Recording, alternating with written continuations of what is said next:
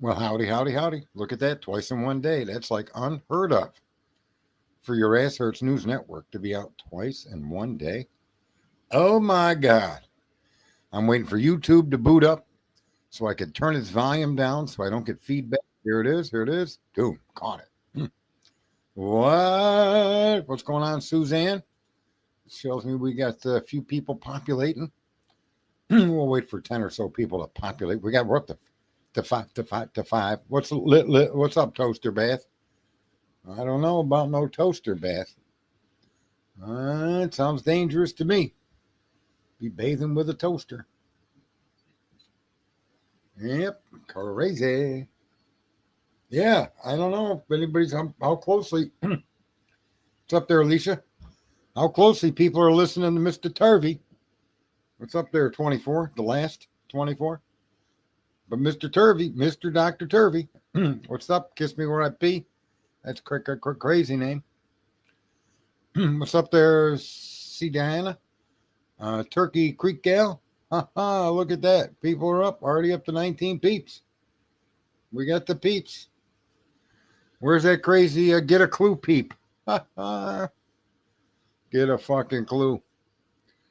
Ay. So, I think you guys are probably not going to be surprised when I say that Dr. Pervey has set up a situation to which you can now legitimately point to at least 3 different perpetrators in this crime contained within the evidence that he's openly discussed. And I suggest to you that I don't know enough about the upstairs victims. I know just enough to suggest that the upstairs victims actually show information for 4. Right? So we could say at least 3 for this particular reason, folks. I'll get to the info quick because people don't always watch a whole stream. Dr. Turvey's information given to the public indicates 3 perpetrators involved in the horrific slayings of 4 college teens in Moscow, Idaho, November 13, 2022. And he's done this without directly making the statement by simply providing evidence to the public that the public was never even supposed to have seen, from what I understand. And the evidence is this. There's 2 different types of hair within Ethan Chapin's and Xana Kernel's room. One section of hair is in Ethan Chapin's hand. Another section or clump of hair is on the floor and attached to the bed rail where poor Ethan bled out. Those hairs have been shown to be not consistent with one another and not belonging to Brian Christopher Kohberger. That's 2 perpetrators. In previous information that was given to us, we also now realize that there was hair on top of the comforter that covered poor Maddie and Kaylee on the 3rd floor. Those hairs found on that comforter also are not consistent with Brian Christopher Kohberger. And to my understanding, not consistent with the two quantities of hair in Xana's room, which that information tells you of at least 3 perpetrators involved. Because we have 3 different hair samples, none of them belonging to Brian Christopher Kohberger. So at the very least, because we have to always accept the fact, regardless of what we're hearing now, Kohberger pled guilty. So at the very least, you can make a logical argument that there were 4 perpetrators involved in this crime.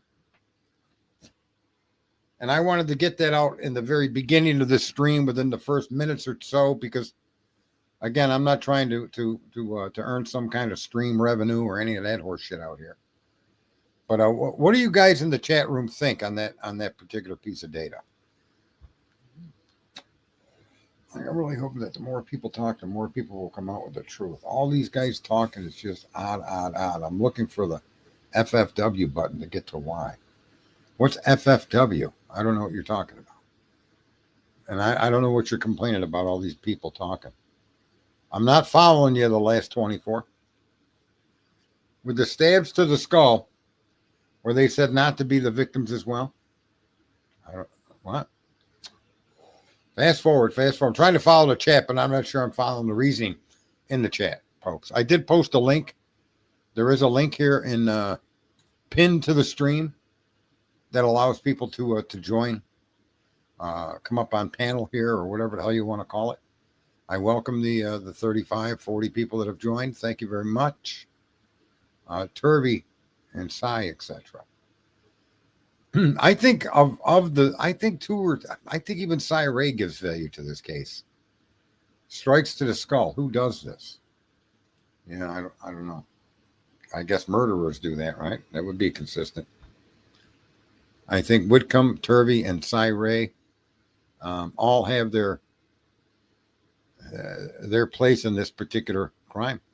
I think Turvey is probably the most accurate in what he says, and here's what I mean by that. He lays out his information in a way that's not just believable, but it's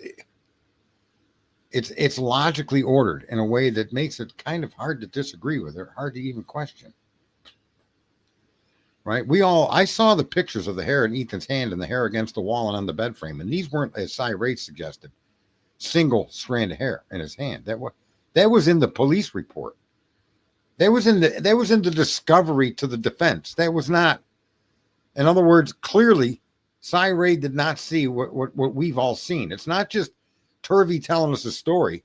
Those pictures were leaked. There's no question that they were leaked. They're available.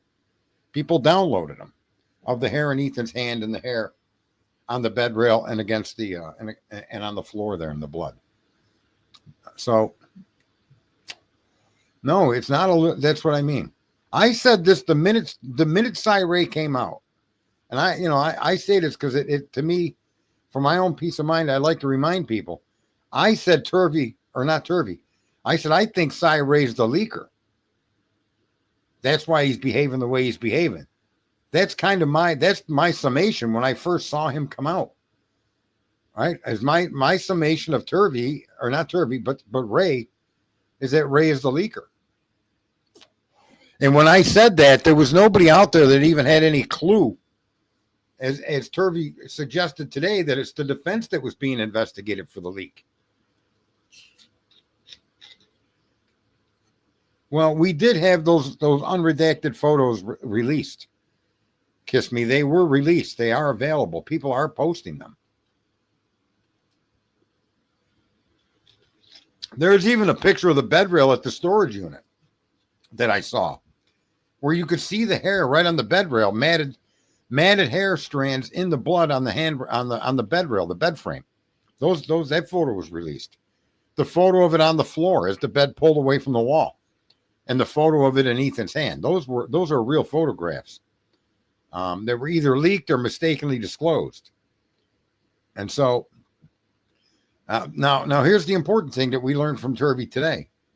The one important thing is that the hair in his hand and the hair on the floor are two different hairs from two different people. So that tells you there was two perpetrators in that room involved in that struggle, and or one perpetrator, and but no, they didn't match it to any of the residents. So it suggests two perpetrators. I mean, is it possible that you bled out into a hair that was already there under the bed or against? I guess, but there's nothing to say that that's true either. I mean, in other words, you can make all the arguments against this you want, but there's two different hairs there, two different people, and then there was also hair found upstairs on the comforter that was covering the two young women that did not belong. I think it was reddish brown or something, which is ironically that Molly McMichael's statement about somebody she saw in a car with hair of that nature. So, but for this particular stream that I wanted to put up tonight, the information Turvey has shared with us does lead to the conclusion of three individual perpetrators involved in this crime. No less than three. Absolutely not one. And the reason I say absolutely not one is although there was only hair found upstairs on top of the comforter that covered the victims, there was one set of hair there, right? I don't know if it doesn't appear that any of that hair was transferred down to the second floor where there's two different samples of hair. But all of that hair does not belong to anybody in the house, nor does it belong to Brian Kohlberger.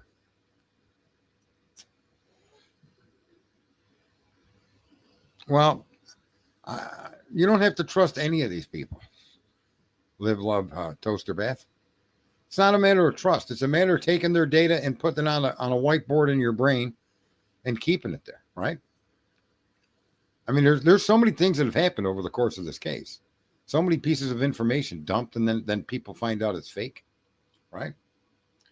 But I don't think personal opinions of any of the people really matter. I think what matters is what they're saying, and then the level of substantial backing that those statements have, and fairly certain. And from what I've observed, I don't think you can discount anything Turvey has told us as being fake or being grandiose or vindictive or anything. I mean, it's just a matter of fact that this information crossed his hands and eyes, and he's sharing it with the public.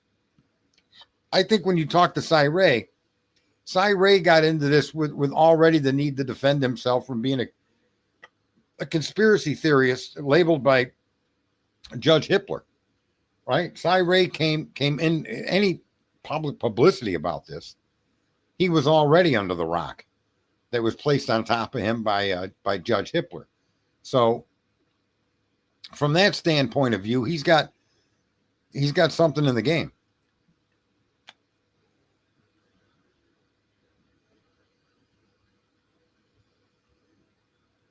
No, I don't remember him being involved in that, the musical.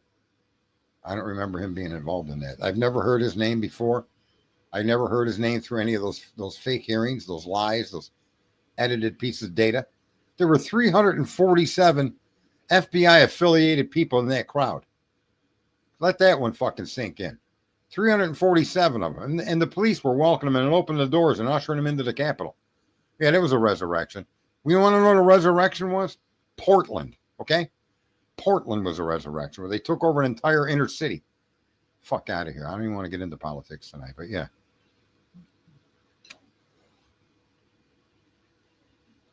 I don't know. You could figure that one out. I don't want to cross this between this and that. In this particular instance, we have an individual, Brian Christopher Kohlberger, who pled guilty to the accusations of 4 murders. And to this day,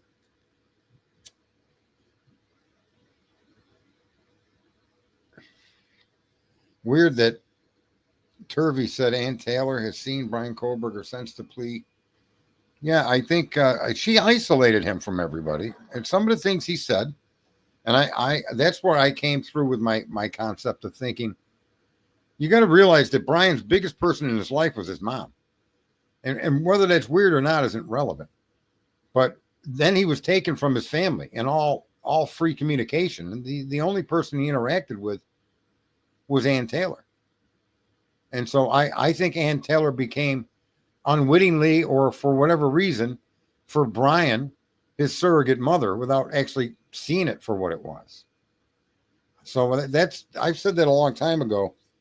And, I was pro Ann Taylor for quite some time, but I really disagreed with her moving the fucking case when she moved it. I think that was a big mistake. I think too many people were being critical of Judge, but Judge seemed to have a better understanding of the minutia of the case. And so I think that it should have stayed with Judge John Judge. I think things would probably have worked out differently. Now, when that's why I want to reach through a computer screen and flick Christopher Whitcomb in the head. Bro, a lot of the stuff you're talking about was done under Judge. I don't know how you don't know the name Judge and you only know the name Hippler. But he always refers to Hippler regardless of the timeline in the case, and it makes me crazy. But, again, these experts and a lot of people that may have been involved in the crime, based on what we're learning from from the disclosures of these experts, things were compartmentalized. Things were kept close to her vest.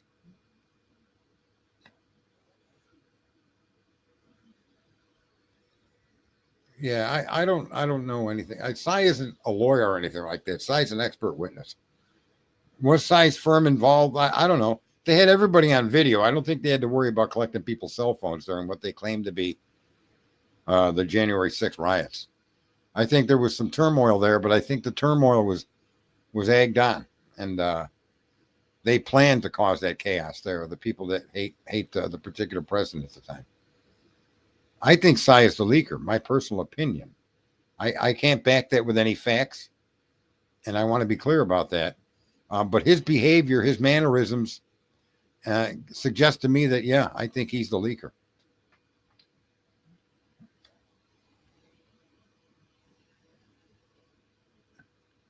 I don't think so. Judge let Santa get the. He was a little more in depth with understanding and made statements that it's yet to be proven. Prosecutor, Mr. Prosecutor, but he had a better understanding of the beginning of the case and how the case was avoiding a preliminary hearing by going to a secret grand jury. I mean, the agreement made between Ann Taylor, the state, and the judge was to delay the preliminary hearing because the vast amounts of data involved. And Bill Thompson didn't work to create a preliminary hearing. Bill Thompson used that time to go indict Brian, which is a backward fucking snake deal. Under the idea that there would be a preliminary hearing. So that, I think Judge was just more aware, right? FBI threw was part of the chaos then, though. It's not a matter of not bringing it up again. If you could show a direct connection that he was involved in that, then post some links or some information that we can put our teeth into. I think Cy is behaving like somebody that owes somebody money. And that's just when I listen to him, that's the kind of grift I get from the guy. He seems to be somebody that's trying to appease, especially the prosecution side. So I don't really have a good feeling about Cy Ray, and then factually, I vehemently disagree with what the guy has done. Right? And this look at we know the DNA and the electronic mumbo jumbo is like magic tricks. These people act like it's a fingerprint, and it's not. It's an opinion. You're drawing an opinion based on incomplete information. And I don't think that's an honorable fucking thing to be doing. You can either locate the phone within fucking 10 feet or you can't. And if you can't, then shut the fuck up. I mean, that's just the way my personal feeling about it. I don't want to hear it. Right? Don't blame me for robbing the 7-Eleven because I was fucking 3 doors down.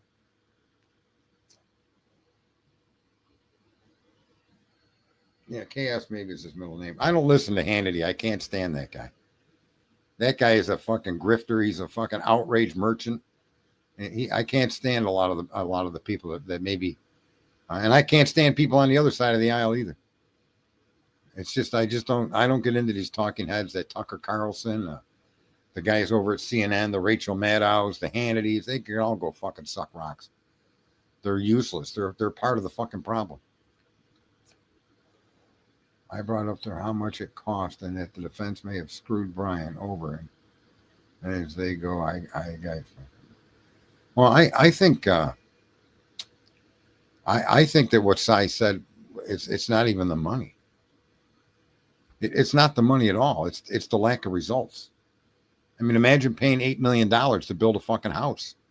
And there's no doors or windows in it. The fucking thing is crooked. Yeah, it looks like a house, but it ain't a house you can live in. I think that's a good analogy, and it just made it up all out of nothing, right? You contracted for an $8 million mansion, and you got the shell of a mansion, a fucked up crooked shell with no doors and windows. You didn't get your money's worth. Absolutely not. In this case, you got $8 million, and just as I was pointing out, all of this nonsense in the media, and I'm paraphrasing what he said with my own particular perspective. And For $8 million, how can you go from being all this argument, that's his car, that's his car, that's his car, to I'm more confident with my first thing of 11 to 13. No results for $8 million. Right.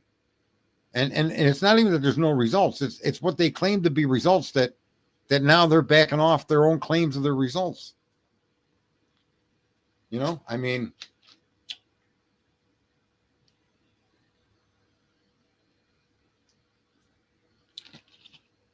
I don't know. And here's the problem for the state of Idaho. This sooner or later will end up in front of a court. And sooner or later will end up in front of a court.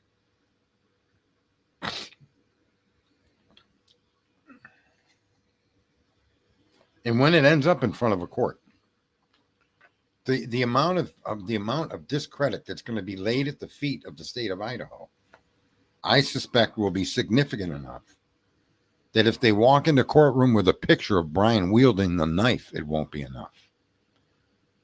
That's how I see this turning out. I think what you're going to find happening, and this might be years down the road, is that everything they did to this kid, whether he did this crime or not, all the missteps, all the inappropriate behavior, all the dishonest, innuendoous statements used to arrest him, used to defame him within the public, nation and worldwide, those fuck-ups, those misrepresentations are what they're going to get buried on, and they're not going to be able to dig their way out. If Brian committed this crime, I think the court process going forward, whether they approve of it here in Idaho or not, is gonna flip that fucking decision. I first want to know how a court can accept a plea deal, right? Under the circumstances to which we've witnessed, where you lock a guy in a cage for 2.5 hours or 2.5 years, and every part of his defense you deny his ability to present it. And everything in the media is telling you this kid slaughtered those individuals. And everything he ever did in his life led to this moment. His schooling, everything led to this moment where he was going to commit this perfect crime. And the destruction that you laid upon this guy, and then the evidence that you have when you go to the plea deal, the evidence you present to the court is zero. I can't even believe a court would allow a plea bargain after what Bill Thompson said. I just can't believe it. I'm telling you, I committed a crime. There was fucking photographs of me committing the crime. But because the person I robbed wouldn't testify, they couldn't prosecute me. All the pictures showed was somebody handed me money. Now, I robbed this place. I literally robbed it. But because that person refused to go to court, the pictures themselves weren't enough evidence to prosecute me. Yeah, I don't. It cover up. I don't know. It could be a cover up. It could be ignorance. It could be tunnel vision. It could be 100 million things. I think trying to figure out all of that is for another fucking time in history. I agree with you there, Live, Love, Toaster Bad. Conjure up a lie to cover up for the tip. Right? What kind of a judge says that? And he says it openly in a court of law. It's a horrific mess, and that judge is an idiot. I'm glad you pointed that out, Live, Love, Laugh. Toaster Bath.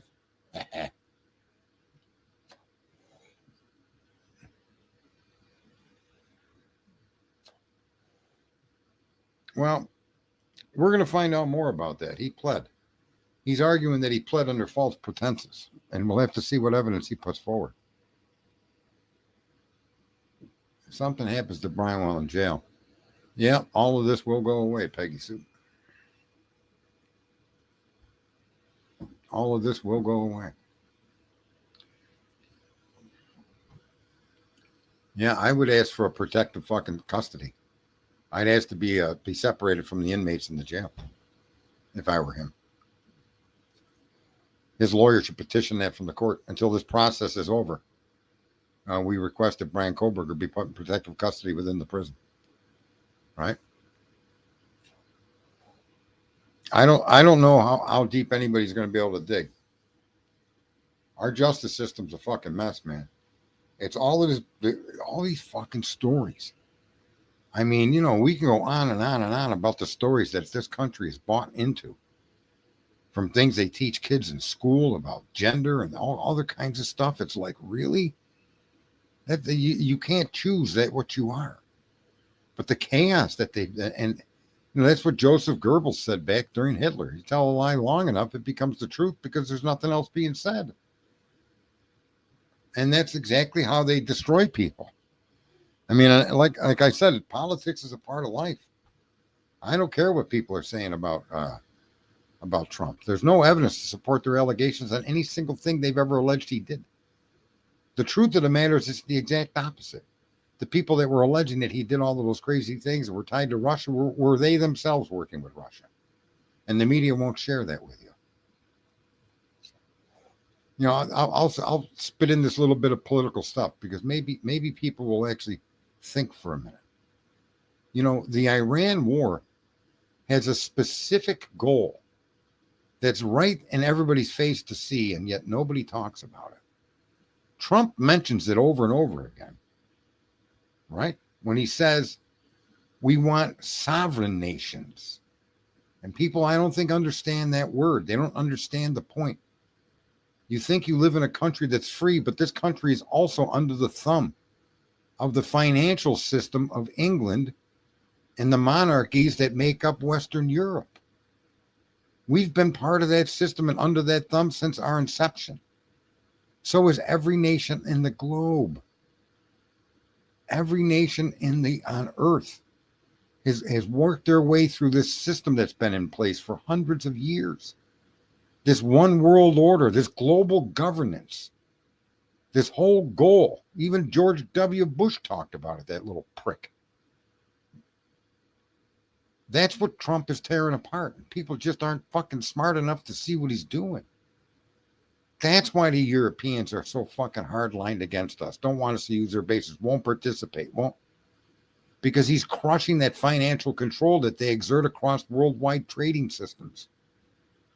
That's why you're seeing the Middle Eastern people siding with us, with Trump specifically. That's why you see them not really sweating too hard because the Strait of Hormuz is being closed. They're building their pipelines to ship their oil through different mechanisms because Iran is a proxy of Western Europe. We're a proxy of Western Europe. This man is breaking that. India is a proxy. Even China plays the game, trying to become like Western Europe. And he's crushing all of this. And most people in America have no idea what's going on. They look at the gas price, and let me just tell you something, folks. When this is done, this will be the least costly conflict America has ever entered into. You get the Persians of Iran to run the Persians that they are in their government instead of Islamic fucking extremists. And the Strait of Hormuz is no longer threatened by anybody. The European dominance and control is gone. Turkey's on our side. Egypt is on our side. Jordan is on our side. Fucking Saudi Arabia. Fucking all of these countries, man. Why? Americans don't ask questions, man. And we need to understand what's happening. That's a whole different thing, the digital ID. You already have a digital ID with you. It's not a coming thing. You already have it. Will America just be better off, but all countries on earth will be better off.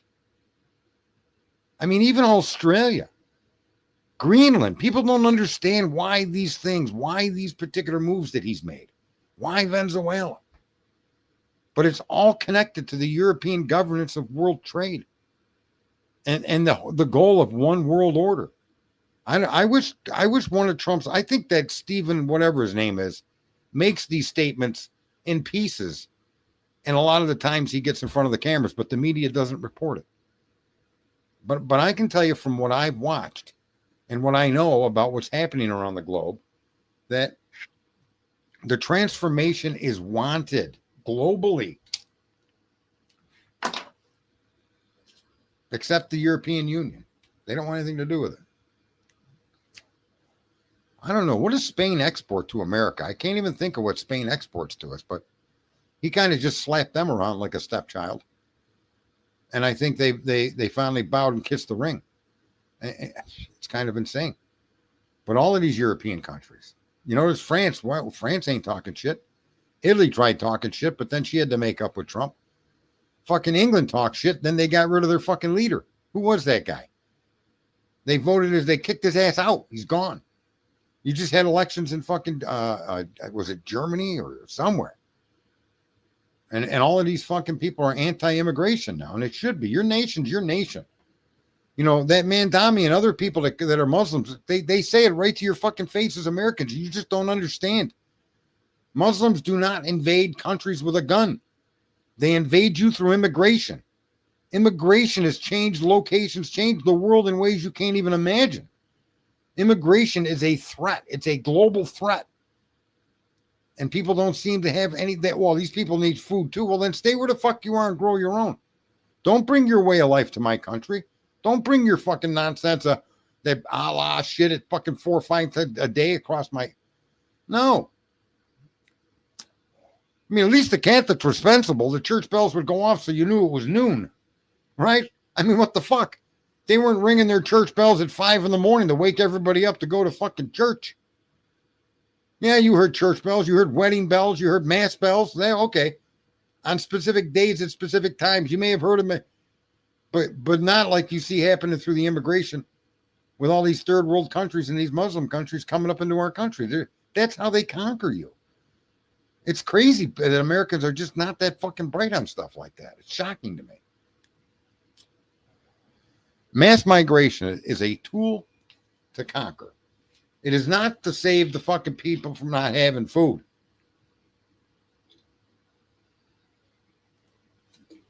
Anyway, back to the Koberger case.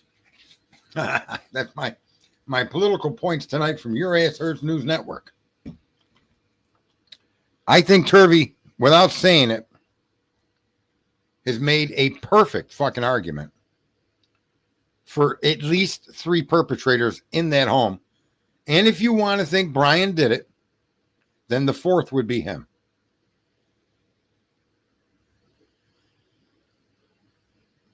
Yeah, I don't know. I don't know.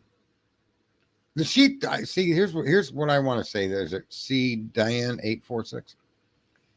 I don't look for all of those conspiracies and this stuff. I stopped trying to look to who did it. I do look at the information given to us and see how it fits into the situation that we're looking at. But do I think there's a conspiracy between the knife sheath, WSU, and this and the car? No, I don't know. I have no idea, and I wouldn't waste my thought or time in even considering it. It's not worth a brain cycle at all. They don't know, as Turvey has pointed out, nobody has ever clearly stated how they got Brian Koberger's name, when he became a person of interest. And there you have it. I mean, it comes right from one of the guys that were on the defense. So, that matters.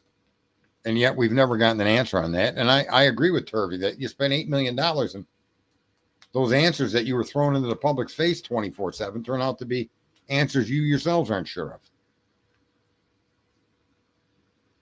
I'm not suspicious of, look, Brian was a potential suspect, and that's as far as I'll go with that.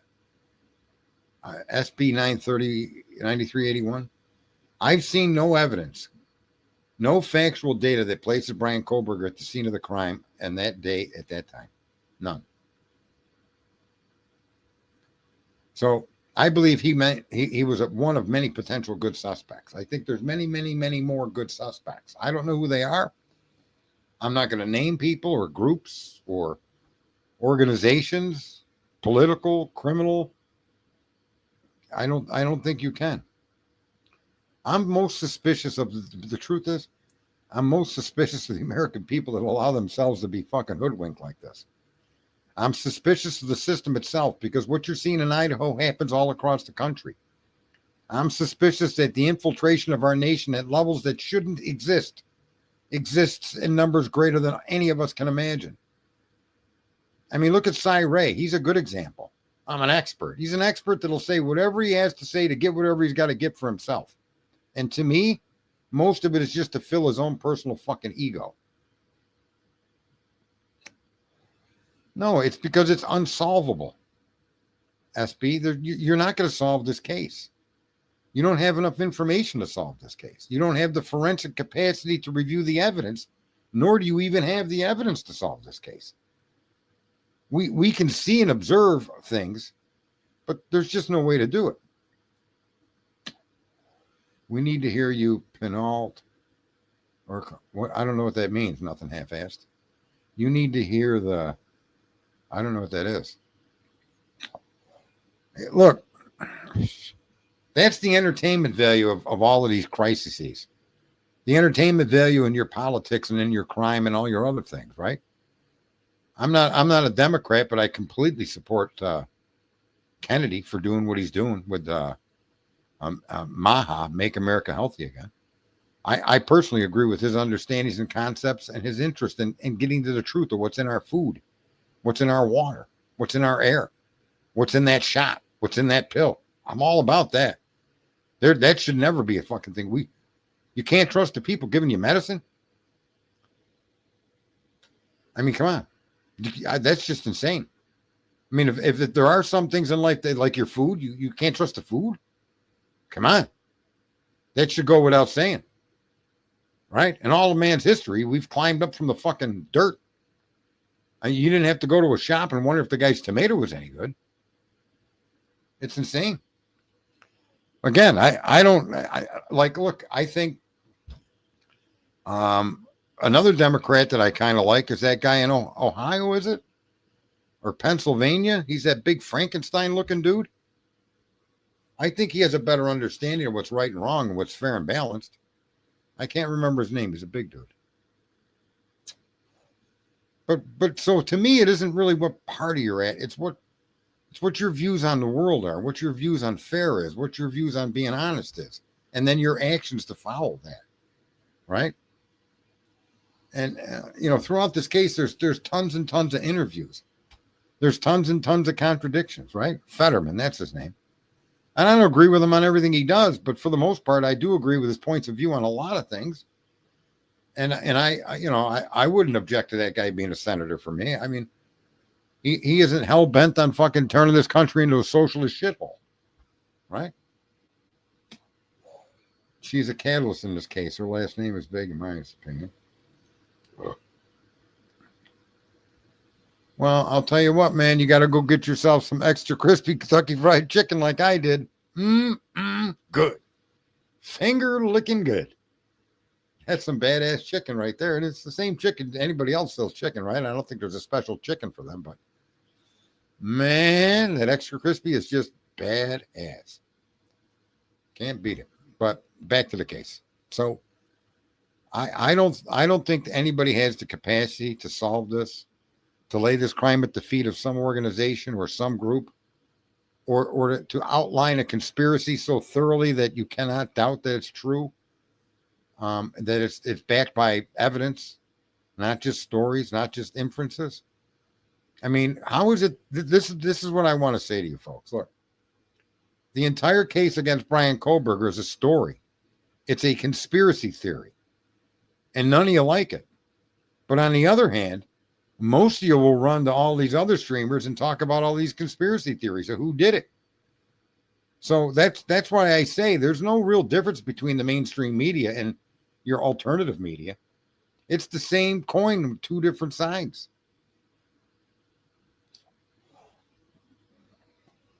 You know, with what you'll experience with me is I'll listen to what these people have to say, and I'll pull what I interpret from it. Like the title of the stream is, Turvey does lay the groundwork for at least 3 perps, possibly 4, and the 4th one doesn't have to be Brian.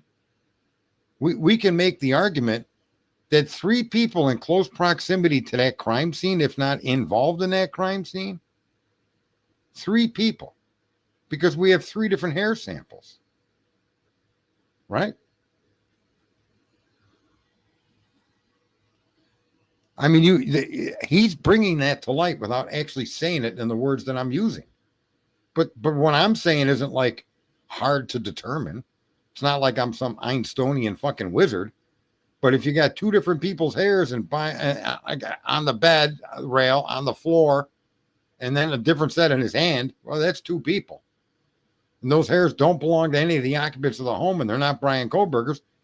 That's 2 unknown people. And then when you go upstairs, right, and you've got hairs on top of the comforter that was placed on the victims after they were deceased, there's a 3rd individual potentially there. You know, you can argue maybe those hairs were in the room, blah, blah, blah, blah. Well, you can't make that argument till I identify who owns the hair. I say that the other signature that points to somebody that's skilled with a knife are subclavian wounds on 3 of the victims that were done while they were in the sitting position. That does, to me, that tells us a lot. And a lot of people don't. I rant on stuff and I keep repeating it because it matters to hit the subclavian artery, the subclavian vein on 3 victims that were killed in the bed, because the subclavian vein and artery are targeted in a perpendicular strike straight down behind the collarbone and into the chest cavity. That's how you get the subclavian vein. Those people were in bed when they were stabbed. That then solidifies for all these people to say they were killed somewhere else and moved in. The subclavian vein shuts that fucking conspiracy right out of the fucking wall, because there's very few ways to get to that part, to do that stabbing, right? And the most direct way is right behind the collarbone. So boom, they were in a sitting position below the person that drove that knife down and behind their collarbone. They were found in a bed. The beds were covered with their blood. That then eliminates that it for sure 3 of the 4 victims were killed in those rooms, in those beds. And then when you look at Zana, okay, you can also then exclude the body was moved there. Now, here's what I would consider, right? What I would consider is that all 4 of these people, or at least 2 of them, we'll say Zana and poor Ethan, were brought to that house under duress, brought into that house under duress, and then killed in that house. That I can't discount. There's no evidence to say that did or didn't happen. So that opinion I wouldn't struggle with. I would just, until evidence supports it or evidence discounts it. But to suggest that these people were killed elsewhere and brought into the house is completely, it's just obliviated based on the description of the wounds and the locations of the bodies, which are consistent with the descriptions of the wounds, right? And that's kind of the way I like to look at this case, because that's what really matters to us, the people. The mechanism of death, the location of the death. All of that stuff is important. Yeah, somebody definitely got hurt. And then you've got, what is it, 5? At least 5 and maybe more of unknown male DNA or unknown male blood at the scene. That was never pursued, which nobody can make sense of that. The only thing you pursue are the most minuscule pieces of microscopic fucking skin cells. That's crazy.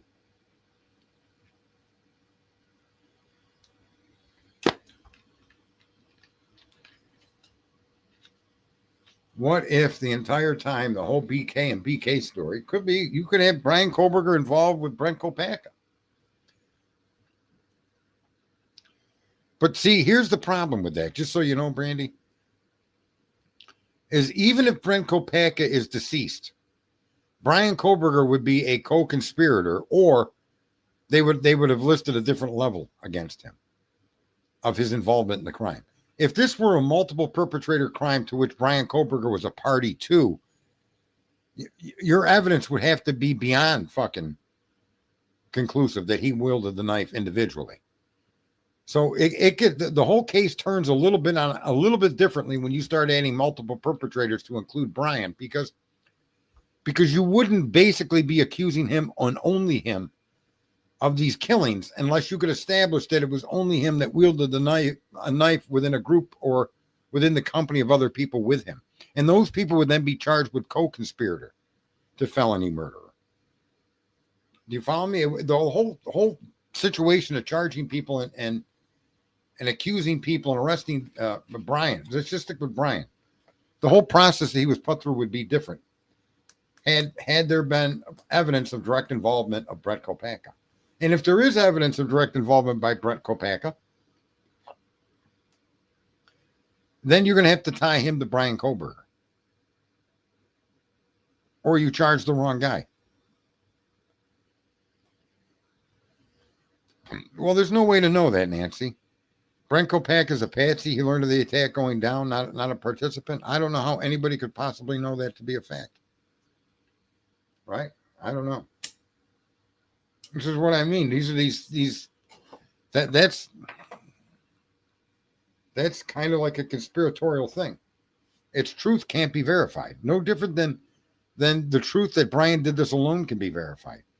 The information being released by the state is proof Brian didn't do it alone if he did it at all, right?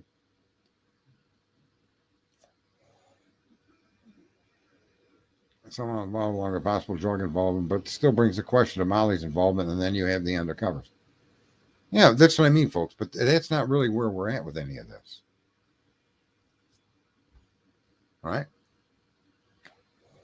Local gossip, but that's what I mean. Why what's there to gossip about? These four people's lives were ripped right out of them. What kind of local gossip is even something worth considering when you look at the background of it all? I mean, I don't find that entertaining or even interesting at all. I don't know about anybody else's involvement. I'm looking at a case where the accused, and the one that pled to the crime. You really can't. You can't find evidence to support the plea. That's what I was saying earlier. I can't believe the judge allowed a plea to go forward. Well, that's so what if there was it could be 40 silver cars and people with hoodies all over the place? You can't place them at the crime no more effectively than you could place Brian Kohberger. This is what I'm trying to say, Uncle Ted. Everybody is so willing to do the same thing to other people that they consider in their theory as being involved. You're willing to lay at those people's feet the same kind of horseshit accusations that they laid at Brian's feet, while you're arguing Brian had horseshit covered. He was covered in horseshit, right?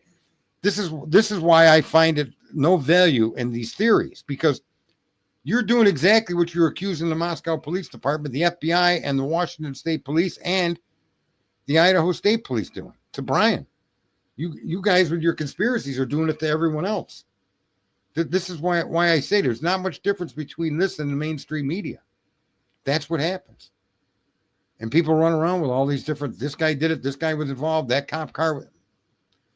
And how does that set Brian Kohberger free? How does that set Brian Kohberger free? Yeah, but so what? I was there, Uncle Ted. I was there. I lived down the street. That's what I'm saying. Here's the thing, and it's an uphill battle for me. We've all been trained throughout our entire lives to believe things, okay? And we think we're thinking out of the box, when in fact it's impossible to think out of the box. There's no such thing as thinking out of the box. Very few people in human history have been able to do that, because the only data you can collect comes from in the same fucking box you think you're thinking out of, okay? And so it gets old when you have all these, it's like Pav and others. And then like Birdie has a call-in show, and 10 people calling with 10 different theories. Why would your theories be applied to those people be more acceptable than the theory that was applied to Brian? And in other words, what I'm trying to point out is we're doing the same thing that the cops are doing. Unfortunately, their actions have stringent consequences. This kid's in jail for the rest of his life, right? So what if they were 90 feet away at 4 a.m.? It doesn't matter. We don't even know the crime took place at 4 a.m., Ted. Right? But again, you're stuck on believing. You're not even hearing what I'm pointing out, because you're programmed not to hear what I'm sharing. That's what I mean. We're all geared to run down these rabbit holes. We're all trained to do that. And I just don't want to run down rabbit holes and make accusations. Now, if you want to point out that you know who we know, who's admitted, where there's no question in the universe of all of time to come and all of time past. You know what we do know? That Dylan and Bethany were in that house. We don't need to look out some fucking window. We don't need to see some bubbly waters or fucking all these other people's videos to know that there were two people in that house during the time of the crime, no matter what time the crime occurred. We know that for sure. That there's no equivocation on that. Nobody can deny that. These people admitted it themselves. So if we're going to look to other connections to the crime, you need not look any further than inside the house. You don't need to look at the band field. You don't need to look at the grub truck. You don't need to look at Washington State University. You don't need to look at the cops. You don't need to look at the gangs. You don't need to look at the fucking drug dealers. You don't need to look at the fucking politicians. You don't even need to leave the house, which ironically is the place the crime took place. And all of these other fucking stories, folks, that's what I mean. You know, you don't know that, Nancy. I get a kick out of these people. Nancy, you got evidence that Dylan Morrison has photos on her phone showing her somewhere else? You've got photos of that? You really have photos of Dylan Morrison with photos on her phone. You have that evidence that she was somewhere else taking pictures. No, I don't want to hear these conspiratorial opinions. There's no evidence to support that. This is what I'm trying to share with people. These rabbit holes and these conspiracy theories are a nightmare. They're a nightmare. It's crazy. It's a little crazy.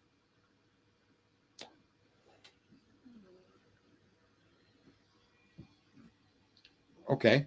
But look, there's only 2 people that we could place in the crime scene for certain, and 4 victims in the crime scene, right?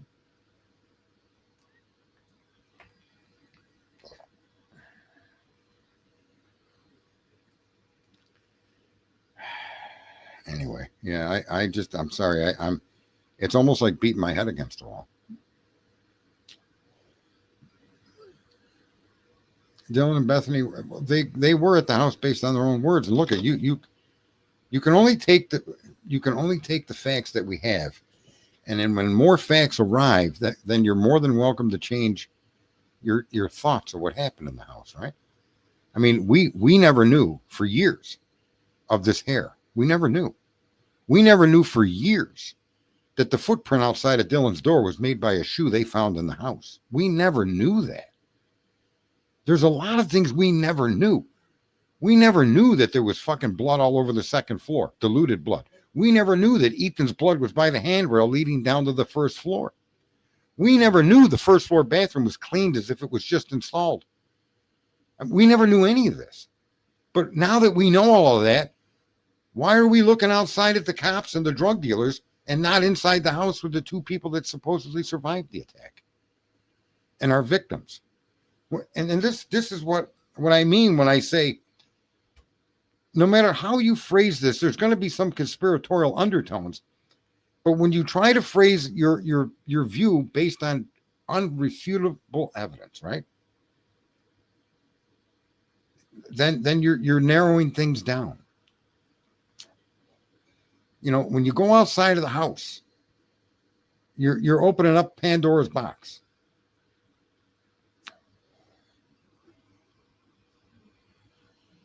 No, you do take things initially at face value. That's how you start to sort through stuff. That face value will change. Did you hear what Turvey said? When he does an investigation, he finds one thing wrong, but he doesn't go into the investigation thinking there's anything wrong at all. You give the benefit of the doubt that the information being provided to you is fair and honest. And when you come across information that contradicts that, then you have to start questioning everything. But you really have to go into it with an open mind and not fill in the blanks with thoughts because somebody mentioned this or someone saw this or a streamer said this or a streamer said that, or you saw a video that some streamer put together. I mean, one guy does fantastic fucking streaming and audio analysis, but he at one point had me thinking that Murphy was outside being walked by one of the fucking by Jack or somebody. And it wasn't Murphy at all. The dog that he had on video was the dog that neighbor was walking, that witnessed the front door open. I mean, you could get lost in this case listening to all these people, listen to all these people's different analysis of what they're watching and noise that they're hearing and reflections that they're seeing. Holy fuck, you could drown in all of that stuff. But just the answer to that is to pay attention to what is factually alleged against who. And does that evidence reach not just reasonable doubt, but does that evidence itself amount to evidence? The process in which it was collected, the process in which it was handled. Is it connected to the crime? Is it not connected to the crime? Was it introduced to the crime to set somebody up? Was it? That stuff is fair questions. Is that stuff pertinent to this case? 100%. This is going to determine over the long haul that we have in front of us here as to whether Bryan Kohberger is exonerated or he's going to remain found guilty.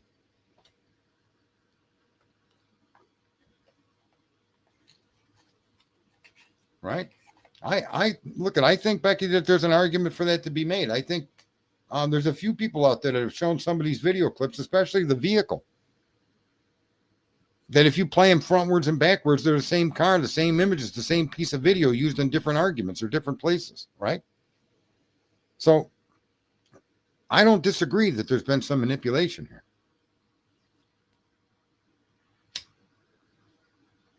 I don't disagree with that at all.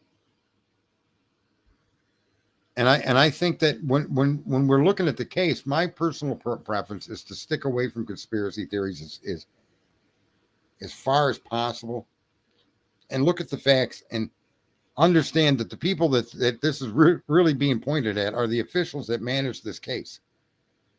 They're the people that need to be on trial here. They're the ones that definitely need to be on trial. And Uncle Ted, you can connect this to all kinds of different things, but you know, I don't know. Like I said before the other day in a stream, and people didn't like it. There's 57 people associated with the Clintons that were found dead under suspicious circumstances. And people accept that as proof that the Clintons were involved in their murders. And I say to you, you're out of your fucking mind. Unless there's a piece of evidence connecting them, you're just creating a conspiracy theory and you're buying into this. Does it look like, could you make that leap? Sure, but you have no evidence to prove it. So it's not even worth talking about. If evidence is ever presented, then it's worth looking at, just like with Bryan Kohberger. Okay? I look at it from all of those angles. All of those angles. I've been a jailhouse lawyer. I've been a defendant. While I was in jail, I was also got two guys released from jail based on the probable cause, or what do they call it in my state? It's anyway. Guy violated on his parole. I got him unviolated and released. I look at it from a judge's point of view, and the case law has to support the decision the judge makes. I think that Idaho has some very fucked up laws that they allow to be used. I think that tearing down the house was a fucked up mistake. At the time they did it, I didn't really have an issue with it because the law allows them to do it. So you can have all the issues you want about it, but if the law says they can do it and they do it, I mean, let's be practical. If somebody walks into a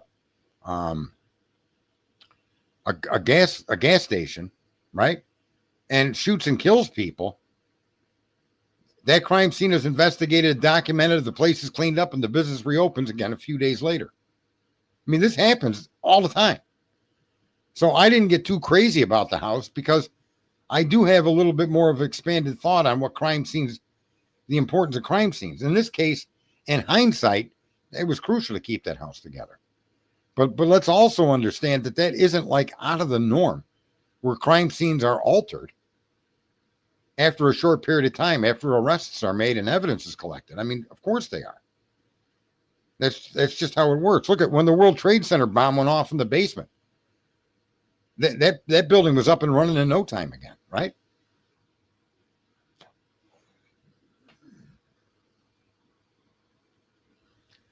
Well, Yeah, he did say that. But how many crimes do you ever hear in a house like this? I don't know. Do you think that where Ted Bundy went and did all of his stuff, and where all these other criminals, blind torture, kill, and all those other serial killers, those structures weren't ripped down? But there is a difference between those structures and this one. There's a unique difference in that it was adjacent to a campus of a university, and it was used for student housing. So there's a different light on this house than there is on the houses that Ted Bundy entered and killed people. Did they go and tear them houses down after the murder? No. But see, this is part of trying to be as reasonable and fair as possible. I don't support that they did it in hindsight. I think that house had a lot more evidence to give, especially when we know there was no blood trail led out of the house. None of the floor was lifted up to look under the floor. There was no. How does somebody bathed in blood? Okay. How does somebody bathed in blood walk out of that house and not leave drops all over the floor of the house? Listen, I agree. In hindsight, that's true. And maybe even a lot of you were right at the time they were saying they were doing it, not to do it. Okay, you're right. In this case, they should have left that house alone. There should have been more processing of that crime scene. The defense should have spent weeks in that house, not hours, but weeks. Uncle Ted, you got all kinds of crazy theories. They shot Ethan. They did this. They did that. Holy fuck. My God. If they shot Ethan, we're never going to know about it because he's been cremated. So what relevance does that have? They didn't all say they saw a flash and heard a firework. That's not what they said at all. They said they heard a bang and saw a firework, and the person that said that was Bethany Funk, and that's it. That's it. And they initially did call in a murder-suicide. I don't know if they called it in that way. They called in an unconscious body, but the officer that arrived on the scene thought that that's what it was. One officer said that, right? But then how do you explain all the wounds on fucking Ethan? What did he do? Stab himself 50 times? I don't understand. Right? Now you look back in hindsight and you say, the guy didn't know. 2 wall panels removed. Maybe they were examined for bullets. Yeah, I don't discount that at all. But why weren't the floors removed? Why weren't the drains taken out of the bathrooms? The sinks on 3 floors, the tubs on 3 floors. Why not? Yeah, Uncle Ted, I mean, you come in here a lot, but you're getting crazy with this nonsense. You're starting to sound like that guy from earlier, that Get a Clue guy.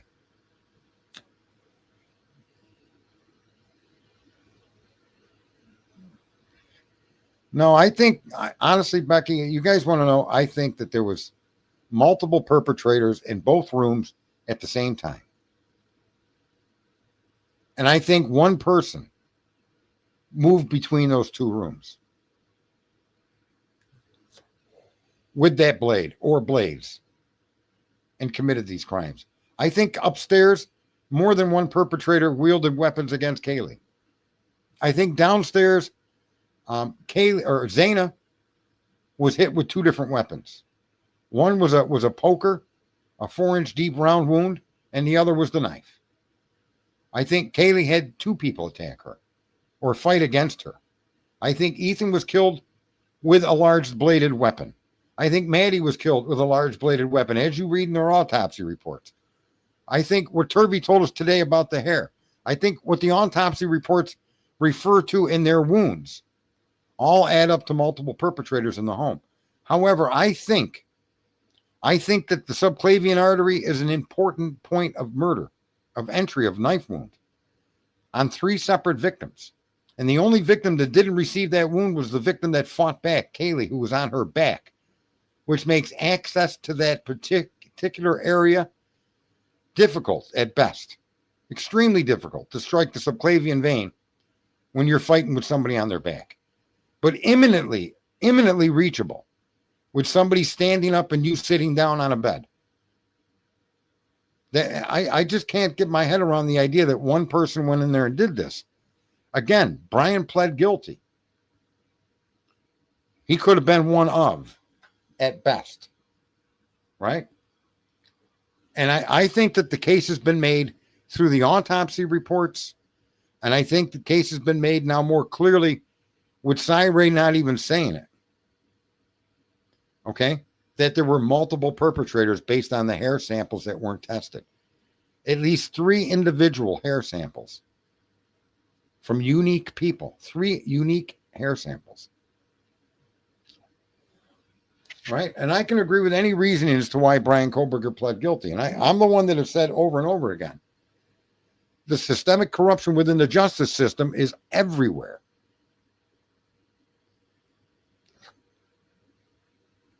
Well, let me just say, live, love, toaster bath. The subclavian artery causes internal bleeding. It does not pump blood like a jugular vein. Where you get to it through behind the rib cage, from above striking down, when that artery and vein is cut, you bleed into the chest cavity and into the abdominal cavity. So that would definitely limit massive puddles of blood, but not completely, right? You're obviously still good. There were so many wounds on these people, there was blood everywhere. I believe that they were tortured too. I believe that as well. I believe some of the shallow wounds suggest that. I believe some of the very minor wounds on these people from an edged weapon. Right? I believe that suggests not just torture, but I think multiple people with multiple sharp-edged weapons. I think that there was also somebody involved that had the capacity to smash poor Kaylee that way. I mean, it's a horrific crime.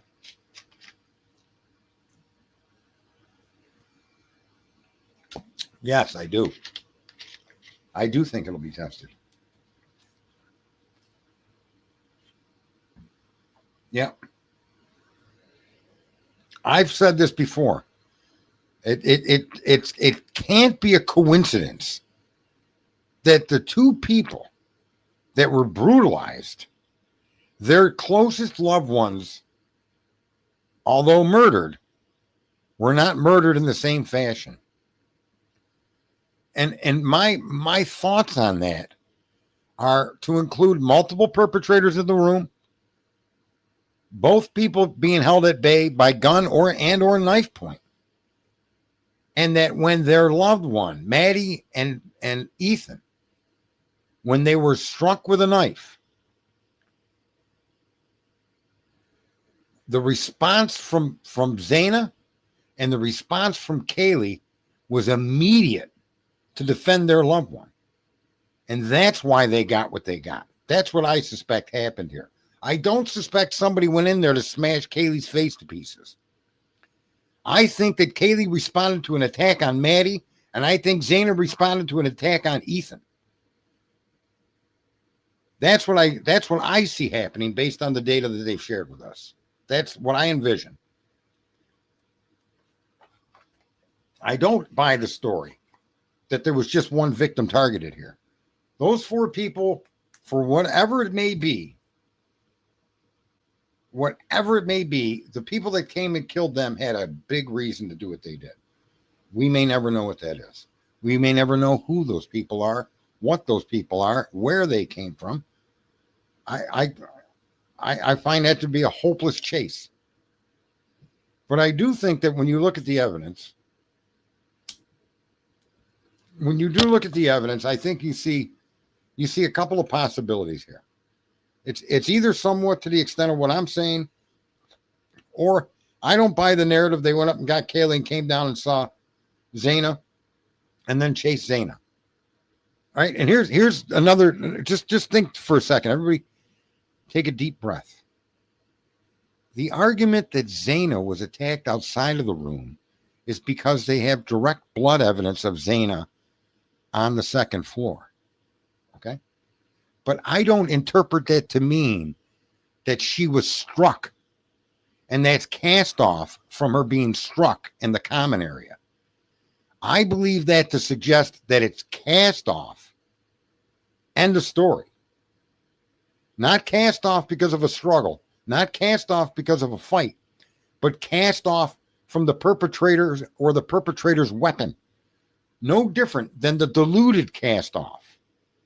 I think those are all cast off, not wounds that were inflicted as she fled to run to her bedroom. I don't think she ever left her bedroom during the attack. Once the attack started, it started in the bedrooms and stayed in the bedrooms. I don't think there was any chasing people around the house. But that door could have been open. Who's to say that door wasn't open during the attack?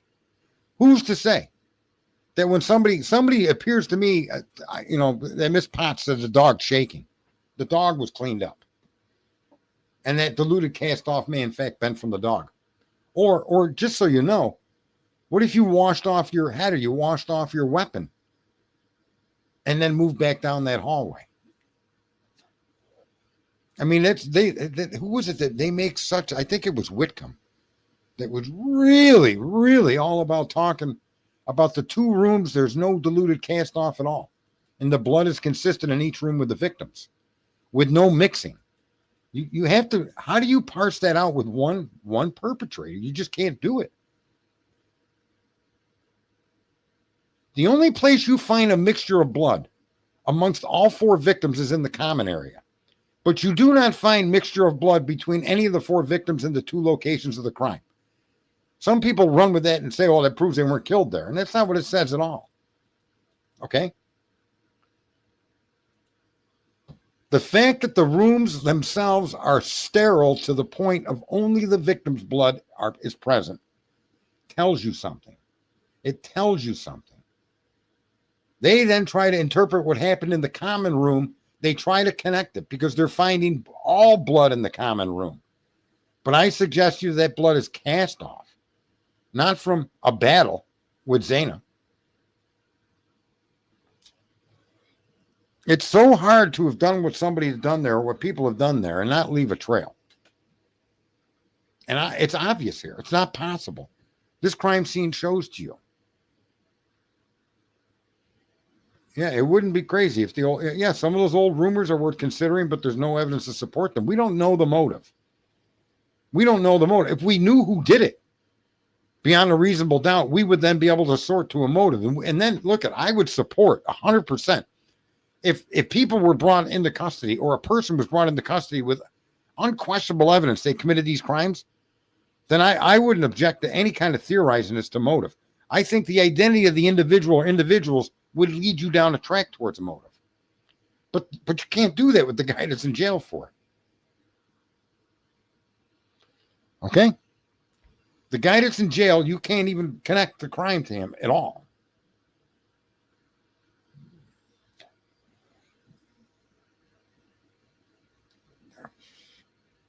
Took revenge. Yeah, see, I don't know. All of those theories are just, right now you can't even connect Brian Koberger to the crimes based on what Turvey said today. The information that they cobbled together to lay at this kid's feet isn't even going to be admissible, or shouldn't have been admissible in court. Without saying that, that's what he's saying to us. I think there's just so much fucking, we complicate it beyond understanding. I mean, really, this is kind of a cut and dry thing. And the real issue here is it appears as if they having the correct murderer, let's go with that line of reasoning, established a case that is just fraught with mistakes and ignorance.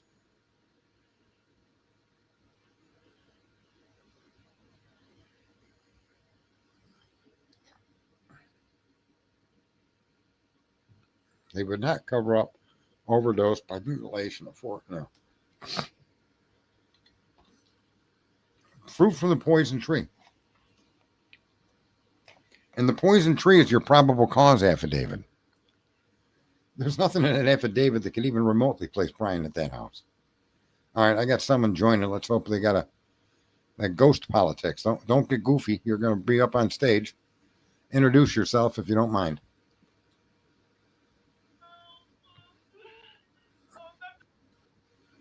Yeah, another loser. Did you guys see that?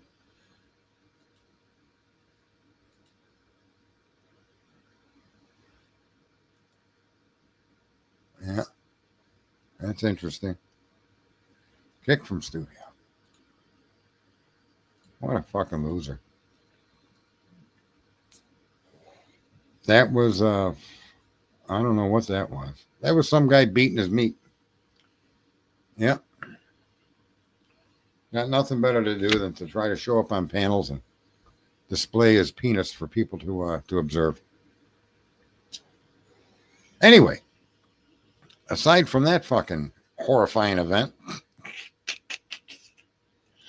what the fuck? I think that guy's the murderer. He was killing something. Oh my God. What the fuck? My Lord. That's kind of embarrassing, though, with a little dick like that. What else? We need that laugh. Yeah, I struggle a little bit to try to explain myself. And that, I know it's hard, and I think people don't realize that this is basically entertainment for you. Maybe it's just something you do to pass the time. For me, I like difficult problems. I like to try to understand things that there's obstacles to get to the understanding of something. You guys heard some of the crazy topics I bring up in here that's got nothing to do with the case or even politics. I mean, life itself. I mean, I just listen to this for a minute, folks. Just sit and just for those of you that are willing to, just close your eyes. Close them real tight until you see all those little dots in front of your eyes, right? Those little white spots. Okay? Just think how massive this universe is that you live in. Your planet, my planet that we occupy, isn't even the equivalent of a grain of sand against the backdrop of your universe. Do you understand how small things are? Just imagine when we look out into space and we say something is 5 light years away, trillions of miles away. Just imagine what an ant would think of the distance to cross the United States. When you really get down to see what we really are, it's absolutely mind fucking blowing. We're literally microscopic creatures in a universe of a vastness that you cannot comprehend. Inventing and creating fucking systems and machines to communicate and to work and to move about. Just think of the smallest bug on Earth doing what we do. I mean, we're so much smaller than the smallest bug on Earth behind the backdrop of this universe that it's absolutely mind-boggling. Here we are, right? Here we are talking about a case of murder and the ineptitude and the ignorance and the injustices of what those in charge have done. And in the end, when you really boil it all down, you look at your house. I got 5,000 square feet. In the scale of the universe, that's not even a microscopic skin cell. In the backdrop of what we exist within, we're literally nothing. And yet look at all we can do. It is the most mind-boggling fucking thing you could even try to imagine. It's truly like imagining ants building fucking airliners so that they can travel across the globe. Right? It's fucking crazy what we are. And it's that wonderment, that amazement. Those are things that I'll sometimes consider and try to wrap my head around to understand. And it's not even understandable. How in the fuck can us as microscopic beings in a universe that makes us microscopic be and do what we do? Oh my God, we got ships that are 1,000 feet long. We think on the scale of humanity, but on the scale of what humanity exists within, we're nothing. We're literally the smallest microscopic creature probably in the fucking, at least in this galaxy or solar system. And look what we do. We use fire to get up into the air and go into fucking space. It's fucking crazy what it is to be a human being, what it is to be conscious against the backdrop of where we are. That's fucking amazing, folks. That's what I mean when you think about being alive and you think about all of these things around us that you try to measure or interpret or understand, or you look at casually when you look to the sky and you see these specks of light way off in the distance, right? Not even realizing that speck of light is so far off in the distance that humanity will never arrive there. And if they do, it'll be so far away from where you and I stand today and the wonderment of what we have that we will not be even a memory to those people that make it to those distant places, if in fact they do, as humanity moves forward. I mean, it's an amazing thing that we are. And amongst the amazement, we get lost. And we waste our time with this nonsense of who did it and da-da-da-da-da. This is what I guess maybe I'm sharing this to just show you there's so much more wonderment in the world. Now, we live in a nation that's supposed to have a government that's limited by a constitution and a system that's supposed to protect us and our loved ones and our neighbors and our strangers from violence and from crime. We live in a nation that we demand holds people to a standard of justice. And those that enforce this system have come to show themselves as the most inept, ignorant, retarded fucking people that the earth has ever produced. And we're fed up with it, right? I'm fed up with it.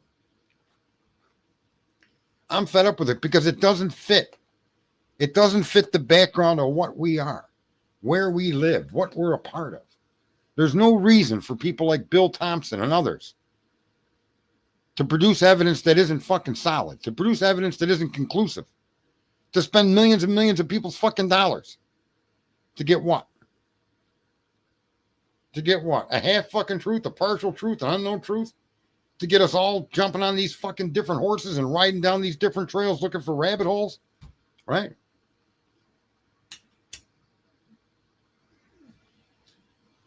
That's when I don't stream a lot, folks, because I just really have a hard time. And I know maybe it sounds like I'm getting mad or critical or something, and I'm not really. I guess I'm exasperated with some of these theories and these streamers that Pavarotti has he has a conclusion every other day. And he makes it sound reasonable, but guys made selling you a bridge sound reasonable. People bought bridges that they could never own. Salesmen sell things to people that they never wanted. I mean, there's a whole bunch of this bullshit that goes on in the world. I'd just rather avoid it. I don't know who committed this crime. I don't know that I'll ever know. I'm content and okay with not knowing.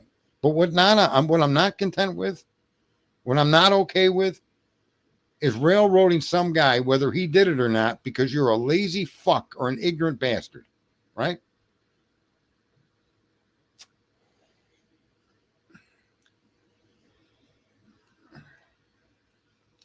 Yeah, it's mind-blowing that they don't have a solid image. It reminds me of when I was a kid and they would put those pictures on TV. A bank was robbed today on Main Street. Here's an image. If you can identify this person, please call the tip line. And you'd look at the image and it would look like Brian Koberger's car going down fucking Linda Lane. Or turning. It'd be an image of an unidentified. Yeah, that's a car. It might even be white, but it's a fucking infrared camera, so I can't tell you what color it is. Right? I have no idea if that's a white car, if that's a silver car, if that's a tan car. I know it ain't black. I know it ain't dark blue. But it's an infrared camera. So you telling me it's white makes no sense. Because you weren't there to see the car with your own two fucking eyes to tell me what color it is. You're depending on an infrared camera, you fucking idiot. Right? Don't sell me fucking farmland in a parking lot. I'm tired of it. It's a fucking parking lot. It's not farmland. And that's what you got in this case. And every single piece of fucking data they brought forward. It's farmland, it's farmland, it's farmland, it's farm. You fucking jerk off. It's made out of asphalt. Right? God damn.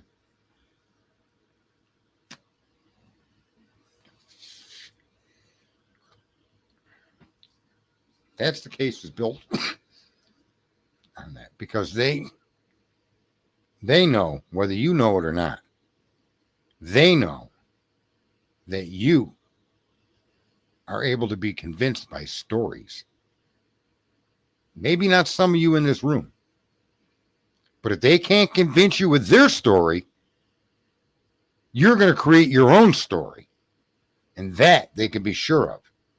And that's what I'm trying to point out that makes us so fucked up. If you don't believe the Moscow story against Koberger, then why are you making up your own story? Right? Well, no, I'm not, but nothing half-assed. Wait a minute. Those are entertainment series that have no bearing on everyday real life. It's got nothing to do with what you're raised on. Let's not make excuses. I mean, that's what I'm saying. There's nothing different that happens around YouTube and all these other streaming channels that doesn't happen on the mainstream media. You completely disagree with the mainstream media from what may in fact be perfectly reasonable fucking arguments. But that doesn't mean you go and make up your own story to fill in the gaps. Sometimes a fucked up thing is always going to be fucked up and there is going to be no answers. And I'm suggesting to you that this is one of those situations that the likelihood of the public ever knowing who murdered those poor fucking kids is going to be naught. And the best that our fucking system can produce, the best that we can produce is an accusation against a guy with no evidence. It's kind of fucked up. It's more than kind of fucked up. It's seriously fucked up. And the best we can do is instead of trying to hold those people's feet to the fire, instead of demanding these people explain them fucking selves, explain that fucking infrared video proving the car is white. Explain that there's a unique mark on that car saying it belongs to Brian. None of that was ever demanded, not even by his own attorney. That's the fucked up part here. Right? There's no evidence that anybody was ever stalked. There's some rumor that Kaylee suggested it. But there's no evidence of such a thing happening in this case. There's no evidence anybody was back behind that house watching that house. There's none at all. No more than the footprint next to Dylan's room proves the travel of fucking the direction of travel of the killer, which is a complete fucking lie. Right? Yeah, but we're drowning in bullshit. And when their bullshit isn't good enough, we make up our own bullshit to try to make ourselves satisfied that we're not paying attention to their bullshit. It's bullshit everywhere. I don't know how you smell one set of bullshit and not smell the other set of bullshit. We have a perfectly designed system. We have a perfectly designed system created hundreds of years ago by people that never knew anything like this would ever exist. And we've never realized the limits in that Constitution to be placed against government. We're still trying to get there. But they've come up with this creative fucking way to keep us distracted from everything. Right? And that's kind of what we do. We fill ourselves in with a different view or a different opinion, a different belief of the distraction. You believe Brian's innocent. Well, you can't see evidence showing him as guilty, but you still can't exclude the fact that the guy may have had something to do with this crime. In what capacity, as to what extent, I don't know. But I can't 100% exclude his involvement, nor can I 100% include his involvement. And that's what justice is supposed to do. We as people are not supposed to wonder whether this guy did it or not. We're not supposed to take sides. He's instantly innocent till proven guilty. He broke that chain by pleading guilty. Now he's trying to correct that. And I hope he does. I think information given by Turvey, even information given by Cy Ray, and information given by Whitcomb is information that was withheld from the public for all of these years. The public, knowing what we know now, the public never would have stood still for a fucking plea bargain. Right? We'd have been up we'd have been up screaming. Hopefully. There's no evidence to support Brian Koberger's guilt. Why are you tricking him to plead guilty? Who forced him? Who conned him? This question would have been instant. I mean, they surprised us, but they surprised us by minimizing the data we were able to see as the fucking payer of the bill, as the people that are supposed to be protected by the individuals bringing this case against this guy.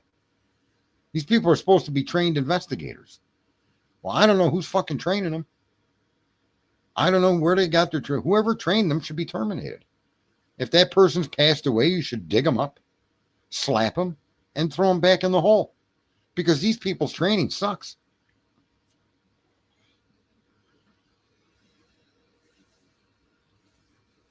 Maybe their training's good. Maybe some of these people have a stellar ability to investigate. But then the people that direct them are idiots, right?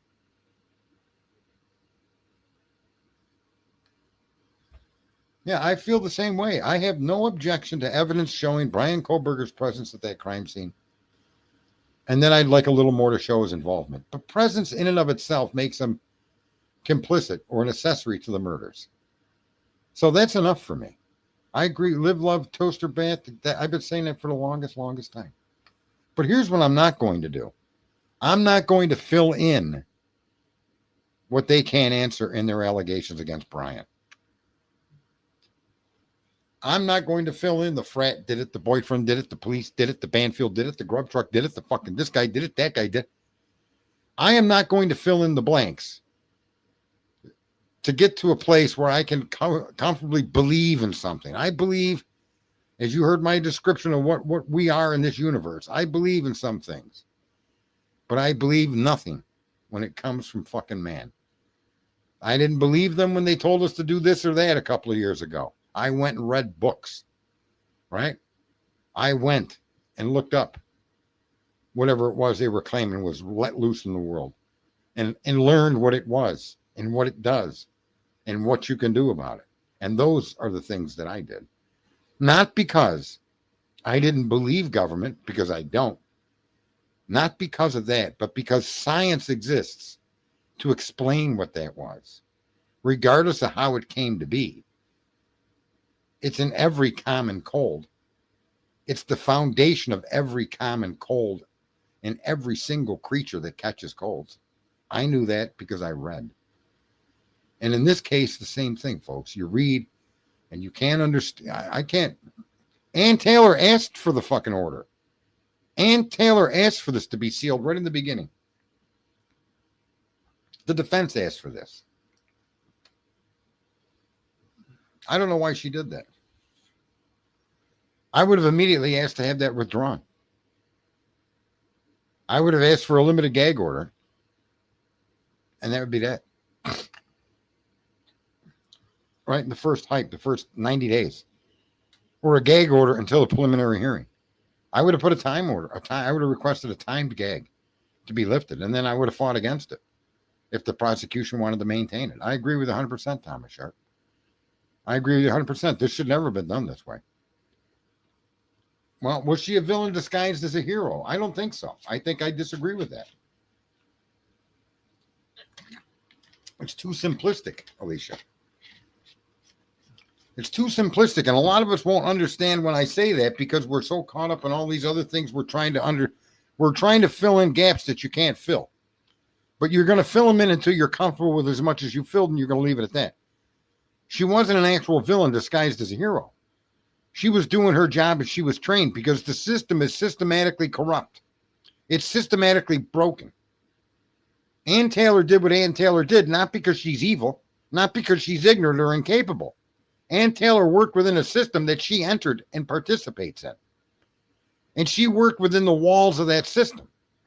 And that's why we got the outcome that we got. This isn't really Ann Taylor's to blame completely. Because in some sense, Ann Taylor and others like her are victims like we are. And it's our refusal and our insistence that we do all this other fucking theorizing that this system still exists to this very moment in time. Because we're doing nothing about it as citizens, as screamers. She's as much of a victim as Brian Kohlberger's a victim. If you really want to look at it, is she in jail? No, she's not in jail. Not in the sense of a fucking prison, but in her profession, she's caught up in the boundaries of a profession that's supposed to seek truth and justice that's been mitigated, ruined, and fucked up to get solutions. That's what's the problem. The problem is that it's systemic. It's within it. No, I don't believe that she turned into a villain. No more than other people that actually get up. Imagine the guy that cooks you the hamburger. Is he the villain for putting the chemicals in the burger? No, he eats the same burger you do. It's really kind of fucking simple. It's much simpler to understand where the system is fucked up and in what way it needs to change, and then to discuss those changes and harp on those changes and push those changes amongst all these streamers. That's where we can really be valuable.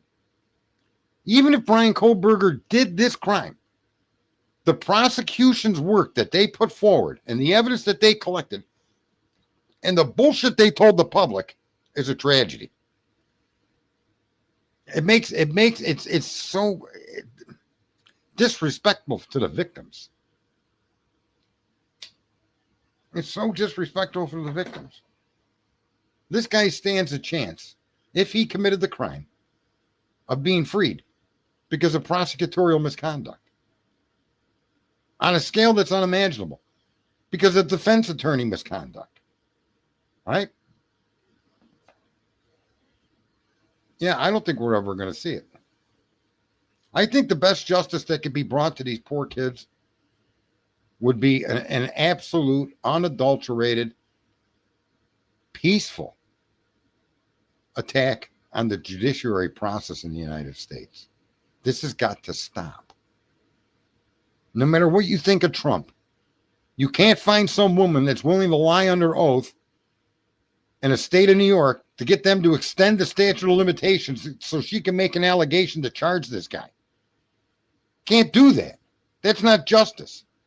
Woman had 20 years to speak up, not 20 fucking 2 years. And she didn't. Whether he did it or not, it's water under the bridge 22 years ago. Then you listen to the woman's story, and she fantasizes about rape and all kinds of things, and she isn't even claiming it. She's claiming he touched her breast 22 years ago. Oh, yeah. You know how many women in my life I've touched their breasts? Come on.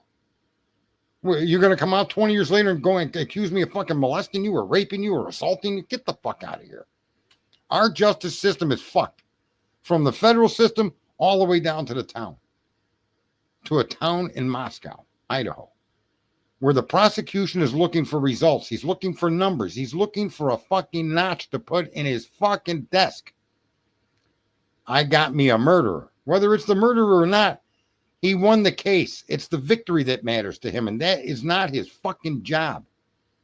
His job is not to be based on wins and losses. This is not fucking basketball. This is real life. Real as it gets. And our prosecutors across this country have this fucking conception that the more they prosecute, the more people they lead down the path of fucking admitting guilt is another number in their notch and maybe another level of fucking rise in the political system itself. It's fucking insane. It's insane. I don't care how many fucking people you put in prison. You know what I care about? I care that everybody that went to prison was given due process and that they were then imprisoned based on beyond a reasonable doubt of a jury of their peers. That's what I care to see. I want the right person convicted, arrested, and all of that nonsense done the right way. And I think every one of you would agree with that. I think every American would agree with that.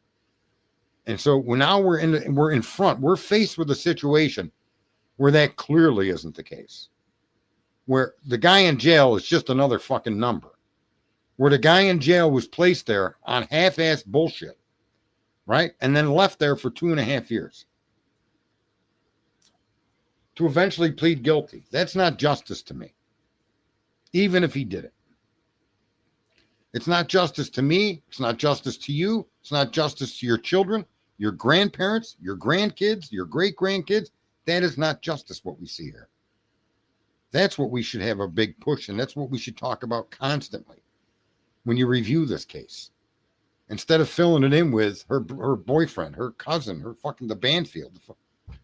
We get so distracted, and we do to ourselves what they themselves are trying to do to us to begin with. That's the most hilarious thing that I see in all of this, with all these theories that we want to run around and talk about. We're just doing it to ourselves. They don't even have to do anything. We're like on cruise control for them. Right? That shouldn't be allowed in a murder fucking case. Felonies should never.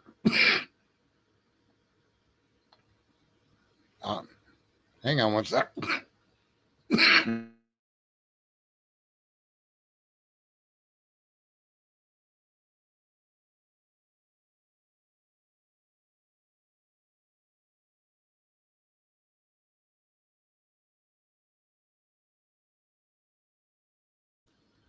I don't think any felony should be denied a trial. It should be insisted upon. And if you look at, if that means you need more people to work in the system, then employ more people. That's just the way it needs to be.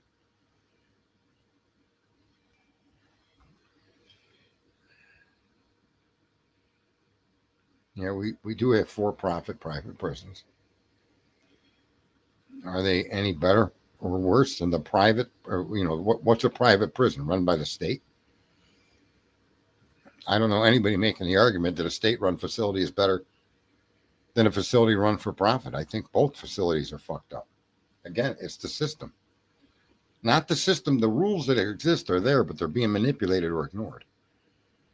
The system, when I say system, it's the people. The prosecutors that are trying to get numbers. The public defenders that are overwhelmed with 40 fucking clients. Right? That's the system is broke. And the fixes they instituted to fix it, like plea bargaining, aren't a fix at all. I don't even know. If I, God forbid, that Bill Thompson, the guy that taught him law, is probably rolling over in his fucking grave. Right? I mean, the guy who ever taught fucking Bill Thompson his job, he's got to be rolling over in his grave. What did I fucking create? Look at this monster.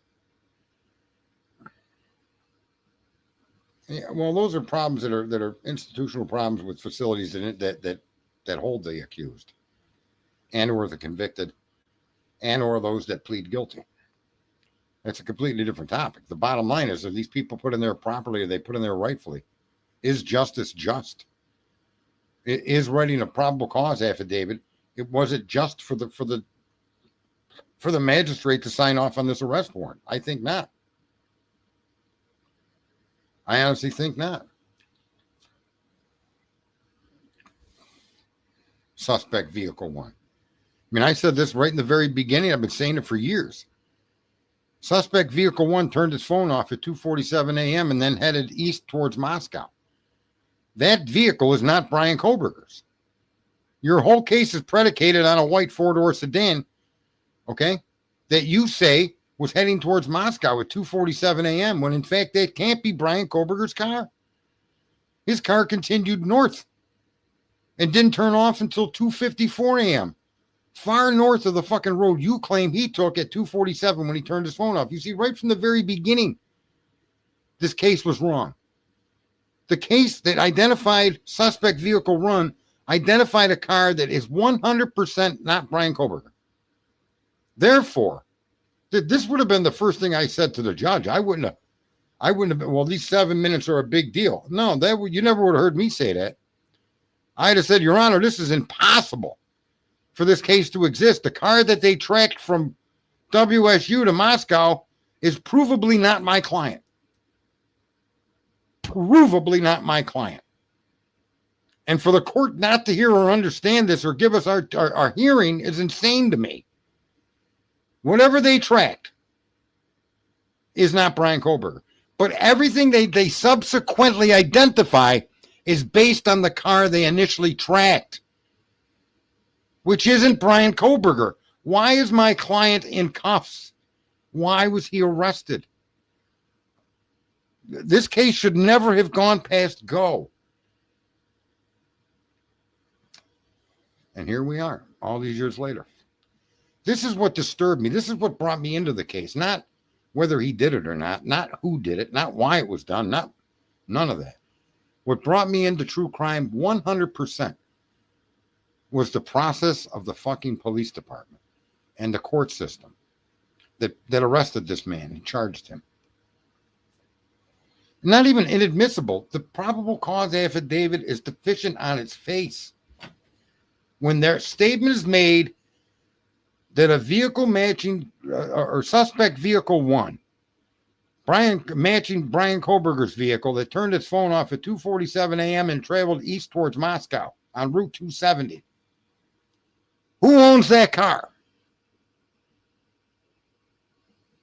This, to me, the whole case ends right here. Right here. Whose fucking car is that? You guys want to theorize and you want to come up with some fucking solve the case. Then somebody identify whose fucking car was on Route 270 heading towards Moscow at 2:47 a.m. in the morning. Whose car is that? Because if that's the car that suspect vehicle 1 is based off from, then the killer is in that fucking car. I know you guys, I don't know if I'm saying this clear enough, but I don't know how you could make it any clearer. Brian Koberger's car never drove down that motherfucking road. Not ever. That night, ever. Before, during, or after. So whose car is that? You guys want to solve the case? Go identify that car. That to me would be a worthwhile endeavor. But whoever was in that car, whoever's car that is, it can't be Brian Koberger. It just can't be. And that's what I mean, right from the go. I can't find that out. I don't have the time. I rant a little bit. You see?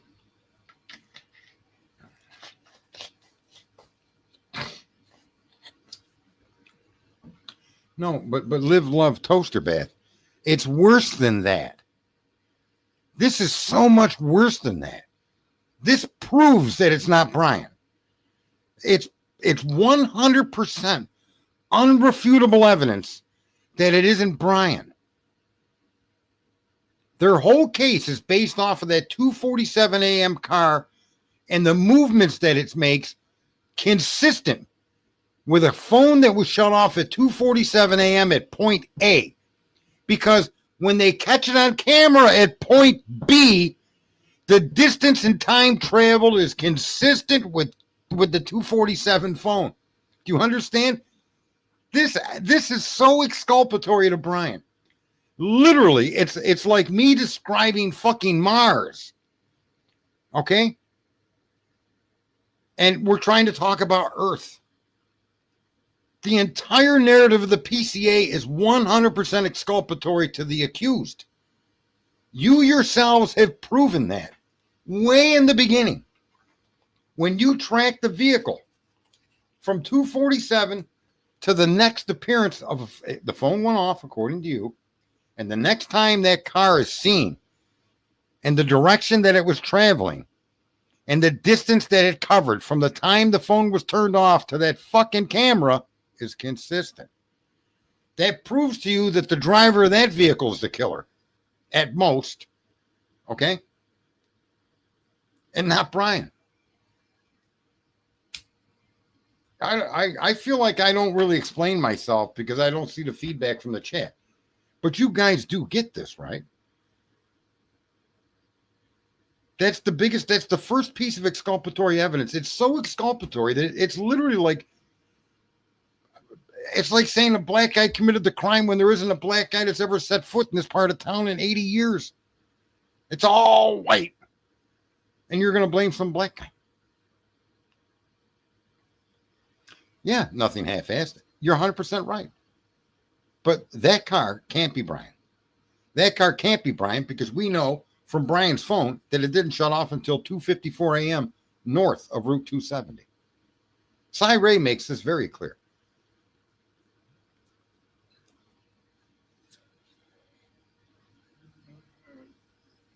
What was she saying about Dylan's phone calls? Because I didn't have a chance to listen to Lana today. Sweet dreams. What did Lana say about Dylan's phone? And I put a link in there. If somebody knows what she said and you want to point out or talk about it, I don't know why you people are just too fucking chicken to come up into my stream. Bunch of half-assers. Anyway, Thomas, what did she say? in her stream. I didn't even catch what you said in the chat. My mouse needs new batteries. What did she say about Dylan's phone calls, Thomas?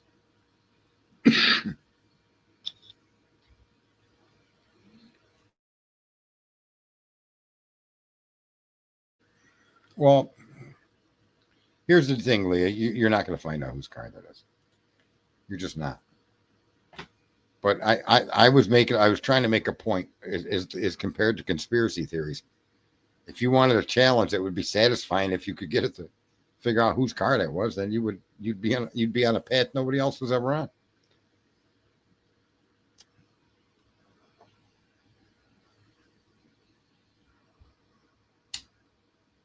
Thomas, what did Lana say about Dylan's phone? I feel like maybe there's a huge lag or something in me talking and you guys hearing it.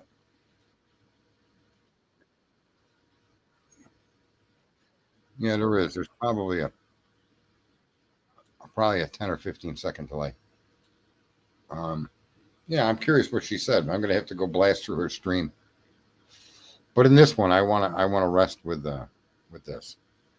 Dr. Turvey has laid the groundwork for at least but Thomas did. That's who I'm asking is Thomas, and he's not replying. I don't know why. He laid the groundwork for at least 3 individual perpetrators, with the identification of three samples of hair, samples that are large enough to be tested, not single strand as if that fucking Cy Ray was telling us. So he laid the groundwork at the very minimum of 3 perpetrators. That groundwork is backed by the hair samples that were never tested, but ruled not to be connected to Brian. Oh, okay. All right. Sorry, Thomas. I'll be patient for a few minutes. Have a quick type about it, or jump up in the stream if you're welcome to come up, Thomas. All right. So we've got the 3 hair samples. Then we have the multiple wounds of at least 3 weapons, but I suggest that there's more than 3. Yeah, I'll give him time to type it. No big deal. I was just seeing it. He could have said, that's why I was trying to get a reply out of him.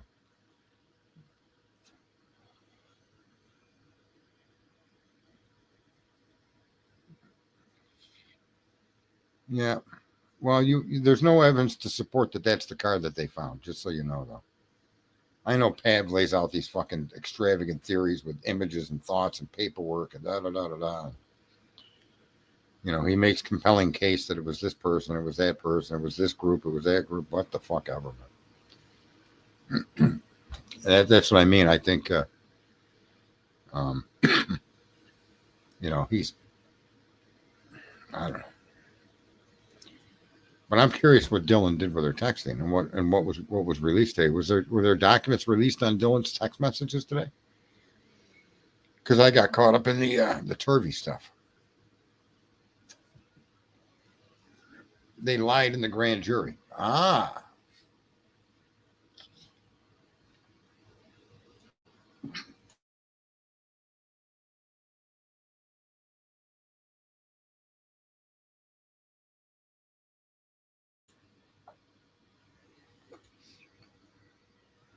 Does anybody have a link to those documents?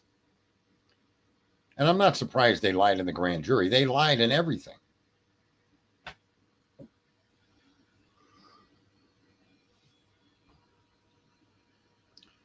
They lied when they said that footprint denoted the direction of travel as witnessed by Dylan Mortensen, right? And so when you think that went through, that means that they knew that footprint, because that was collected long before they even claimed they had Brian Koberger's name. They found the shoe that made that footprint in the fucking house. So how could you then suggest that shoe supports Dylan Mortensen's observation as a witness? And you knew that shoe was found in the house.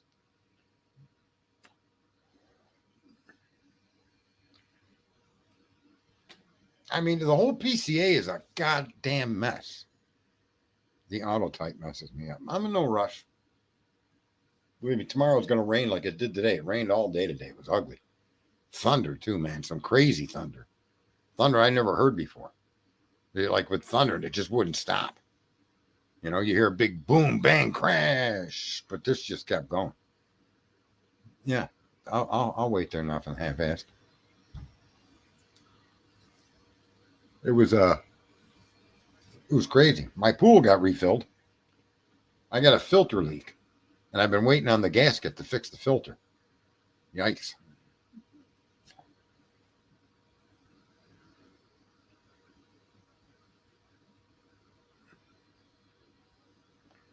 Dylan called Ethan on Snapchat at 4:24 a.m. and it was answered for 13 seconds. They said the call was unanswered in the grand jury.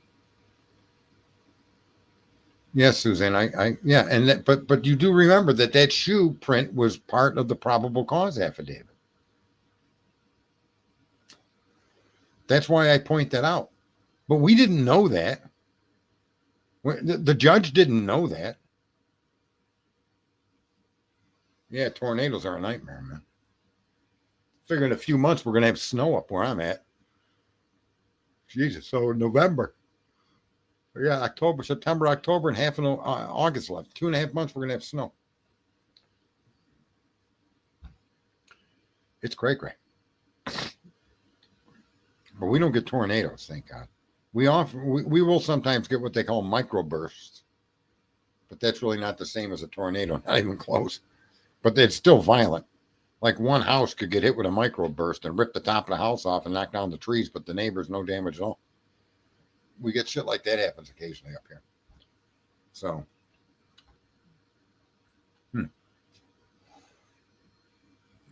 So his phone was answered at 4:24 a.m. for 13 seconds. Well, that's 3 minutes after the crime. Yeah. She called Kaylee and it was answered. What time was it answered? Okay, thank you there, Suzanne.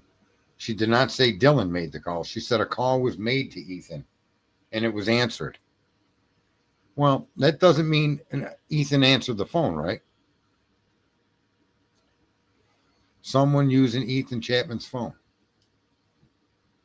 Communication between the upstairs and the downstairs. Because they entered the properties, they entered the property without their phones, right? Yeah, my electric bills are up there. Yeah, no, that's easier to come to a conclusion on. And that's what I mean. You see, I don't object to evidence like that, and you come to a conclusion, a reasonable conclusion, and then until something contradicts it, it's safe to stick with it and not call it a conspiracy. Right? What do we know that the times that both of those people's phones were used? Do we know who called the phones? Were they calling each other? She said Dylan called them on Snapchat. Well, I'll breeze through Lana's stream tomorrow. And it's not like I'm going to turn into a pumpkin, but it is. Who's Suzanne? Dylan called Suzanne for sure. Yeah.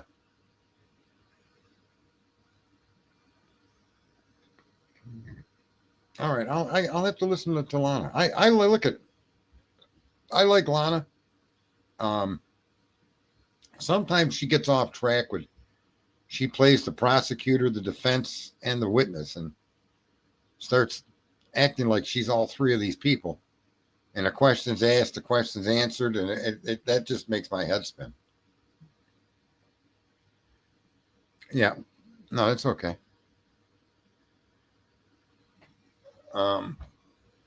Otherwise, then earlier on, she used to have that smoke detector. Beep, beep, beep. Oh my God, Lana, I love you, but come on, honey. We looked at it. Yeah, sure you do.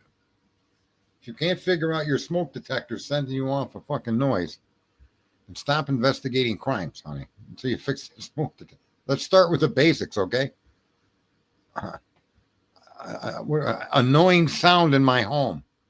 Let's investigate and solve that problem, and then go on to reviewing crime scene fucking documents, please. She fixed it though. That was kind of cute back then.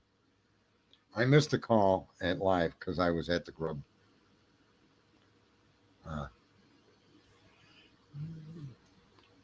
Yeah, I know. That was a long time ago. I know. I know. Still doesn't make it less funny. Beep, beep, beep. Now, let's see here. Anyway, she said it was hardwired. Yeah. Uh huh. Doesn't matter. You know, it must have been hardwired because no battery was going to beep like that for weeks on end. All right. The battery would have went dead and then we would have been fine. What you think about what she says tomorrow sometime after you watch it? Yeah, I can do that, Tom. Is there, but I guess the essence of it is there's some phone calls that were made to the victims after the timeline. Is that what is essentially being said in the stream? And she's got documents. Obviously, she's good for that. She definitely shows the documents, whether you agree with her interpretation of the information or not. I've unplugged my hardwire ones many times. Yeah, you should be able to disconnect them. It's not like, yeah, but yeah. So is that safe to say, Thomas? I mean, could someone sum up the phones? Um, well, thank you there, Isabella Baca. You should be Isabella Bacon. She said it was Dylan. Okay. And these calls were answered. 13 seconds is a long time to answer a phone. Is my question on some of that is, and like if you call my phone, it's going to go to voicemail. It essentially is going to answer. Is there a way to denote whether it did that?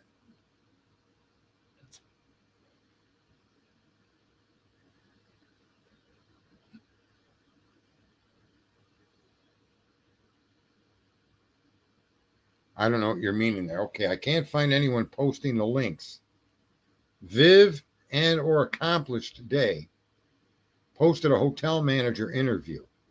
Viv says fake inserter. I don't know what that means.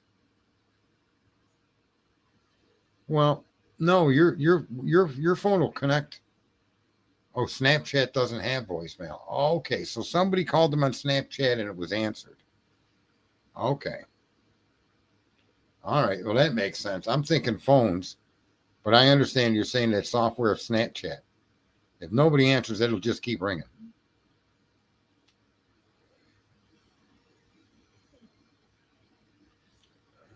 Yep. Okay.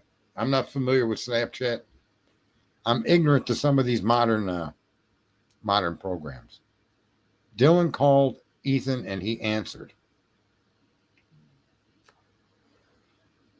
On which stream did Lana say that? Well, apparently his phone was used for 13 seconds. An incoming Snapchat for 13 seconds is what I'm surmising from what I've seen in my chat. Okay. So this is what I've surmised from this back and forth in the chat room. Is that Ethan's phone at 4:24 a.m. received a Snapchat connection or call, and it was answered. And that answering lasted for 13 seconds. That's what I've got so far. So Snapchat won't connect unless somebody, I get that. Snapchat will not make a connection unless you physically accept or answer, whatever the fucking button is, right? Lana claimed to Dylan Morrison and Ethan's phone, and it was answered for a few seconds. Okay. All right. Yeah, it won't show as answered, but it will show that the phone was used, right? That's what I mean. I'm going to have to watch her stream because it's not that hard for me to do. I speed stream for those of you that have probably never heard of that term, but I speed stream by using my arrows on my keyboard. And I listen. I try to find what's pertinent. I stop where I see documents. I back up, go forward. I speed stream, so I can get through an hour or 2 hour stream in no time at all. Okay, no, I get that. No documentation that Dylan was the person that made the call. So we don't know that Dylan made the call, but we do know his Snapchat was answered. She showed documents to the same time. She showed was answered and lasted 13 seconds. Awesome. Yep, okay. Yeah, I don't even do the high speed. I burst through them. Sometimes I go off on tangents, and all of us streamers do, right? And I try to blow past those tangents. Sometimes I don't even want to hear the questions they're asking the interviewee. Like today, the first thing I did with that stream with Turvey was I blew past, is her name Donna, her chat, and I just got to his answers. And if his answers had anything, the answers he's given are self-evident to the questions she's asking. So you can blast through a stream pretty quick when it's an interview. Also remember, Zana and Ethan's phone were switched. Right. Zana had Ethan's phone by her, and her phone was with Zana's phone was with him, and his phone was with her. And if they were both the same style phone, it wouldn't be a surprise that a killer or killers left them at the crime scene. Right? But that does not mean Dylan made the call or that Ethan answered. Ethan's phone was found on the floor next to Xana. That's true. But if a Snapchat lasted 13 seconds and Snapchat will not automatically take a message or Snapchat will not automatically answer, that means physically somebody accepted the incoming Snapchat. And the Snapchat lasted for 13 seconds. We don't know who answered it. We don't know who made the Snapchat call, but we know that the call lasted 13 seconds. That's what I'm understanding is being said here.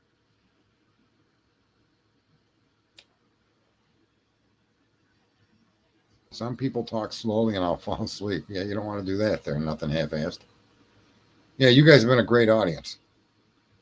Lana, on the same live, that Detective Mowry did in fact get into her phone, but I think it was potentially another person's phone. I'm not sure she... Okay, so... Huda takes a... Huda of London. I haven't heard from her in a long time. It's supposition that answered... Yeah, Ethan may not have answered the call. Somebody that may have been murdering him answered the call, right? I mean, we can safely say... We can safely make this statement. At least 2 people were involved in the slaying of Ethan.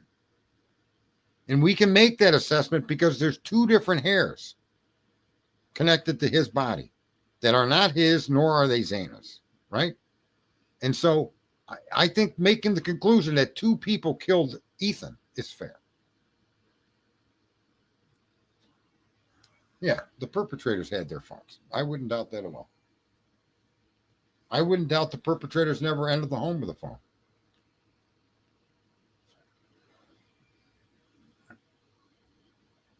Well, yeah, that's better to be loved than hated. But listen, I'm of an equal opportunity mind. To love me or hate me takes as much emotion as it is one or the other. So I win no matter what. If you hate me, it takes that much energy to love me.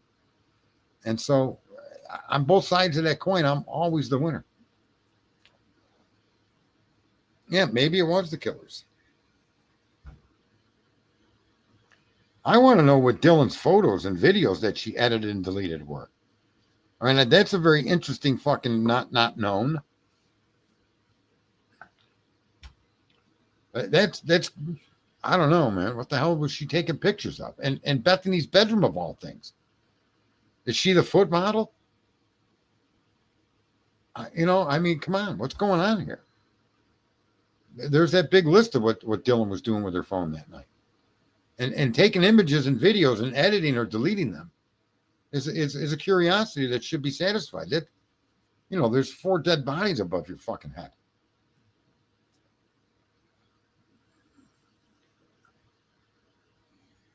There's so much that they don't have that they ignored, that they steered away from. And look at, in all trials of transfer DNA, to which other DNA associated to the crime scene was found but unidentified, has resulted in the release. I think transfer DNA, and I think a lot of you will agree, is just bullshit.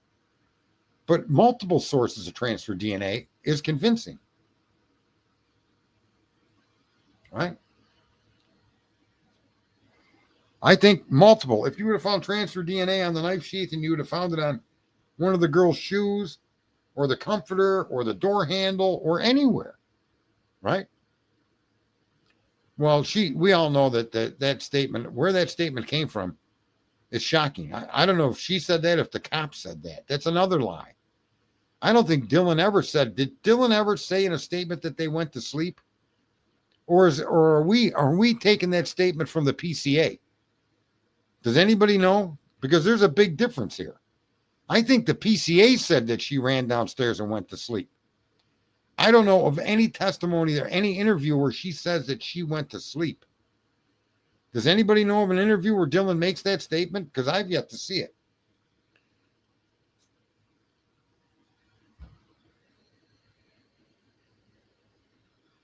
And they had multiple sources. If blood and hair yet, they weren't with microscopic transfer DNA. Yeah, which is the fucking most crazy thing at all.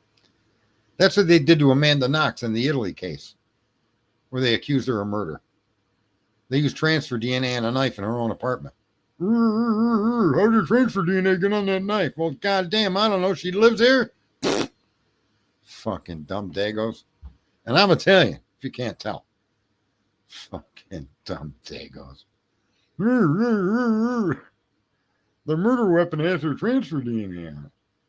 I don't know if Dylan ever said she went to sleep or if that's what we read in the PCA. I think that the statement of her going to sleep was in the PCA. I don't think any interview she ever said that I went downstairs and went to sleep. I don't know. Maybe she did.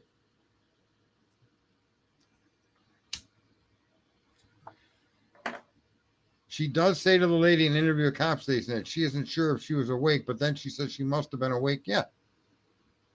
And now someone's saying she said several times she went to sleep. But I think the frozen shock phase is bullshit. She never said that. Additionally, I'm under the understanding that the went to sleep came in the PCA.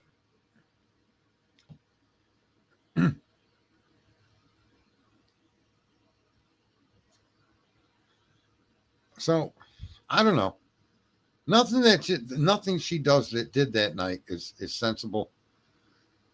She's the most unreliable witness in the world, but to me, she is also a more deserving suspect than Brian Christopher Kohberger.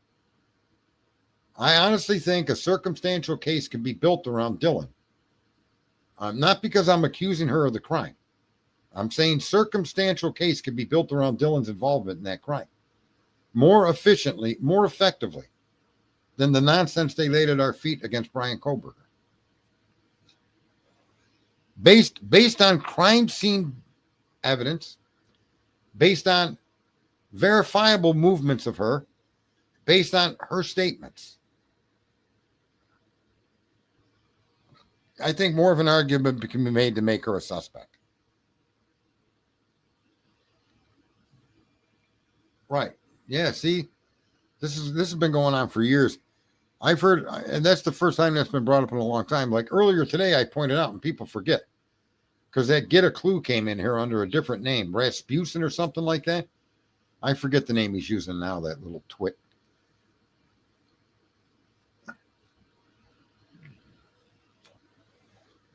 Right. They wrote her narrative.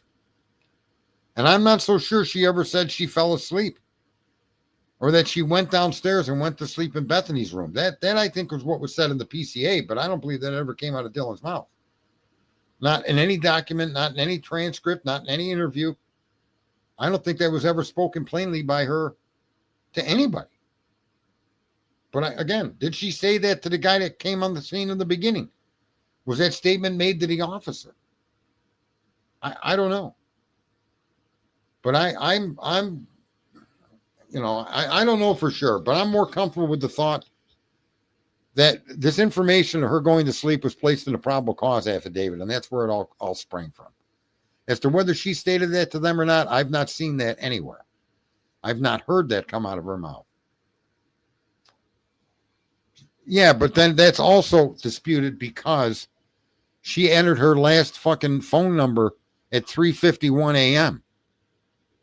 Right? She entered a new person into her phone as a contact at 3:51 a.m. So again, you know, I don't know.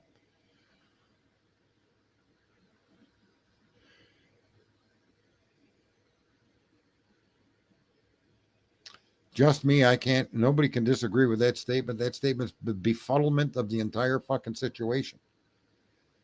It's flabbergasting, which is a word that I like and don't really often get to use it unless I'm talking to my car friends. As to how flabbergasted I am to the lack of knowledge they have about their own car or some shit like that. Boy, they don't like when I say that.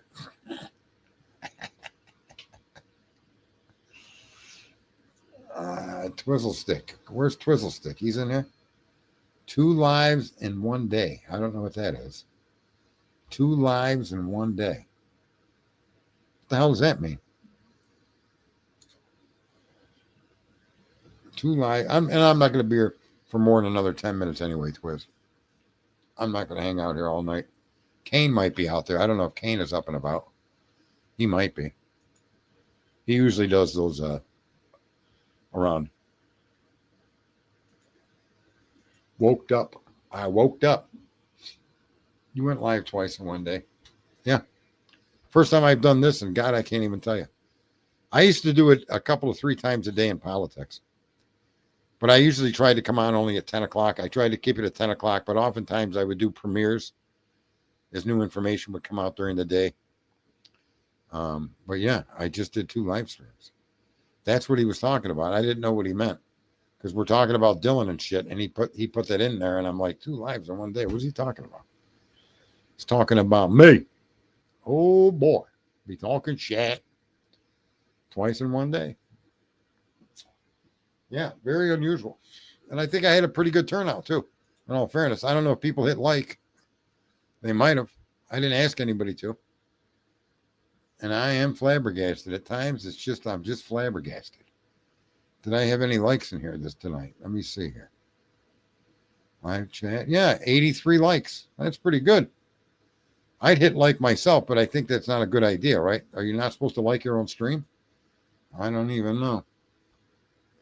Nah, it was a long circular discussion about if you take what Dr. Turvey's laying out, Dr. Turvey does make the case for at least 3 perpetrators involved in that crime. And he's done that without actually saying that when he points to the hair in Ethan's hand being different from the hair where his hand was laying over the bed on the floor and attached to the bed rail. That's 2. And then the hair that was found on top of the comforter between Kaylee and Maddie upstairs. That's 3.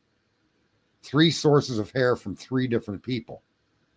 So from what he's sharing with us, taking it at face value, we can at least make the observation that there were 3 perpetrators involved in the crime. Because there's 3 sources of independent evidence for 3 separate individuals, right? Yeah, I never put a like on my own. I feel like it's egotistical or something weird. See, so I don't ever hit like on my own streams. I didn't know you were supposed to, you know. Yeah, so that was the whole basis of the stream. And then when you then corroborate that particular data to something else, you look at the wounds on Kaylee, and multiple weapons used on Kaylee also suggests 3 or more people involved. No, he never had to open the door. That was a story, just me. There's no evidence. There's no statement made by Hunter or anyone else that's seen that morning that he had to open her door. That's not said anywhere. That was said on the internet a long time ago. That rumor started. Well, I love me, but I don't know that I love. I don't know. It's just weird, man. All right, if it makes anyone feel better, I just hit like my own stream. I don't know. Maybe you guys could take that to other channels and make fun of me now. I don't really care.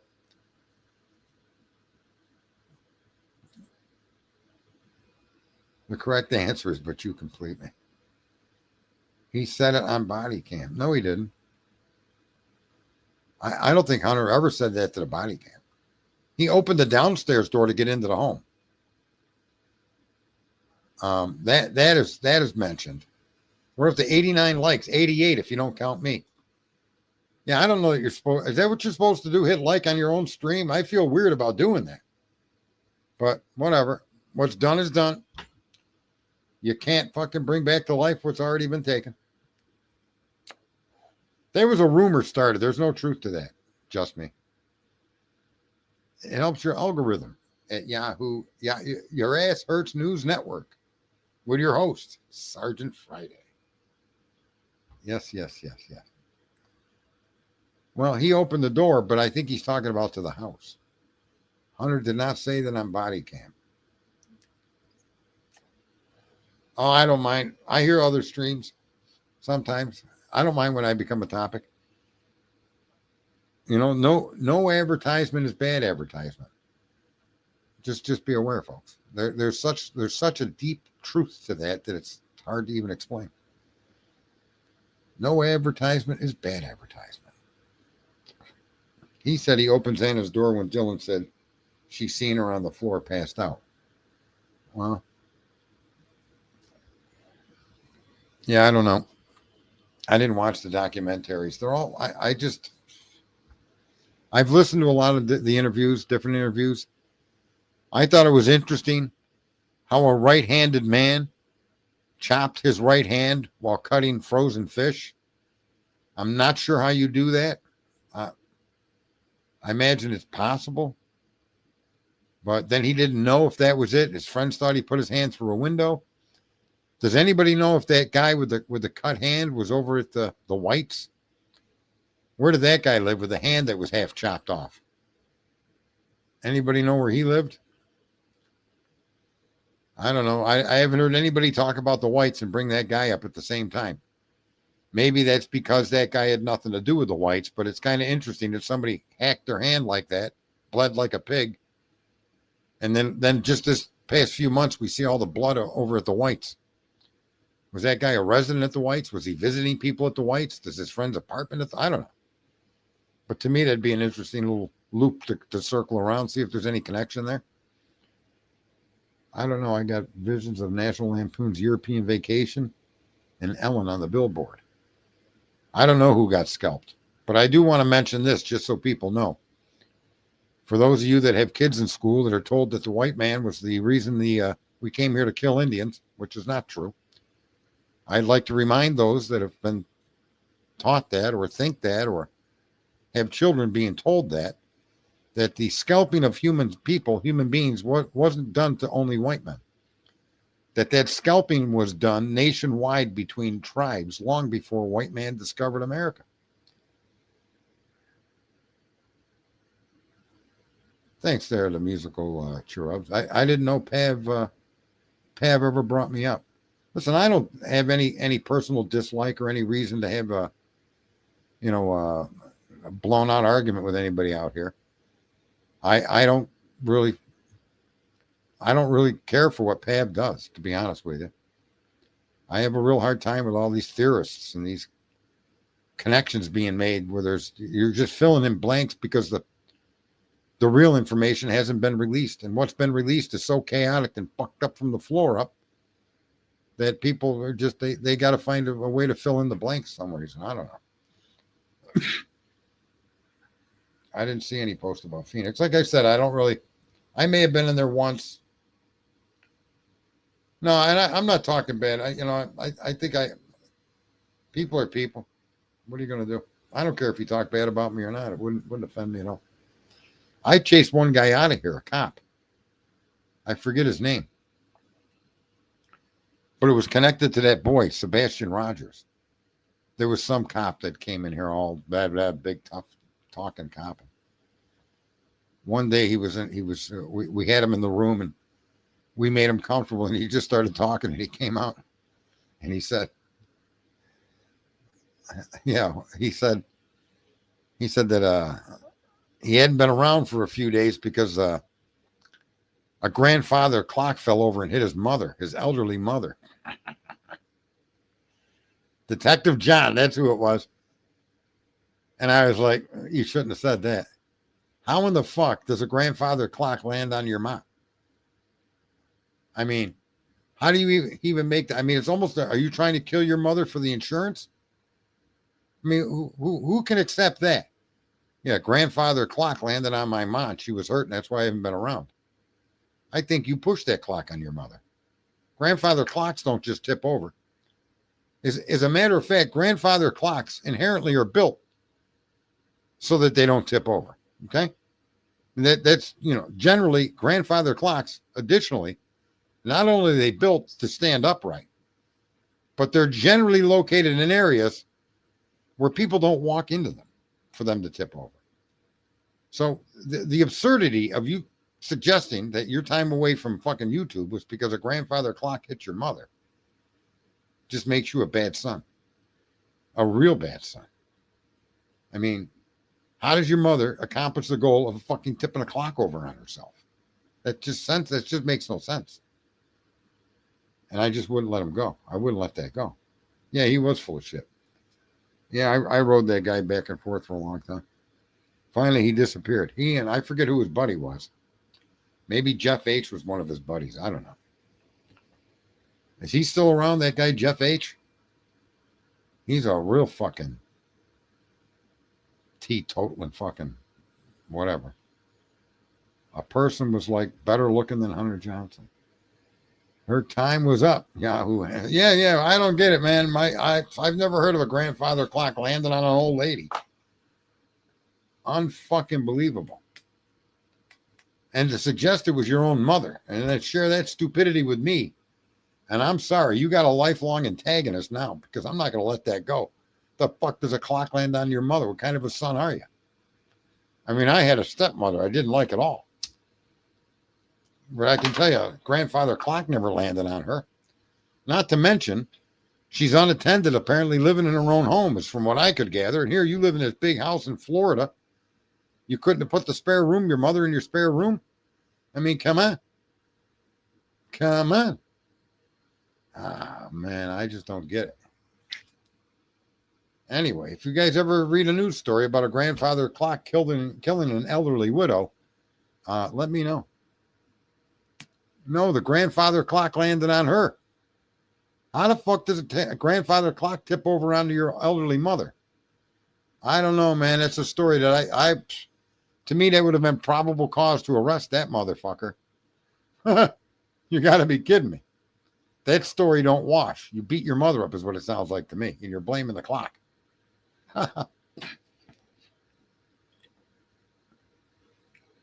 Oh. My stepmother was a fire plug of a woman. Yeah, she wasn't. There's a woman that you did not want to run away from if the hill was at your back. Okay? Running uphill, all right. But you did not want that fucking woman chasing you downhill, bro. The momentum of gravity, she'd have got you.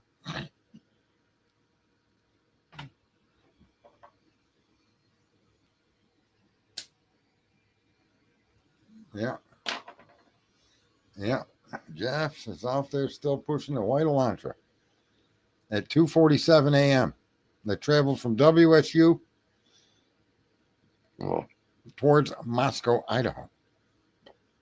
The car was identified. I'd have pushed the clock on my stepmother, I guess.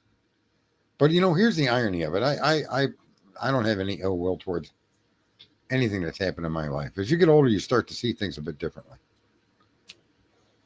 And let me just say, without being too crass about anything, the better you do in life as life stretches its path in front of you, and the longer you are around, and especially the better that you do, makes you imminently more capable of forgiveness than the other way around, okay? So that does play a part in my saying that I don't hold any ill will for the past. Cringino Jeffrey. Yeah. But here's what I was going to say.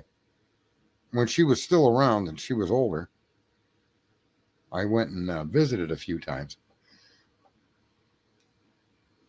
Because even though there's a lot of fucking bad water, it's still under the bridge. But here's the irony of it. She was on oxygen. And she had like this 100-foot clear tubing that would have let her move all around the house.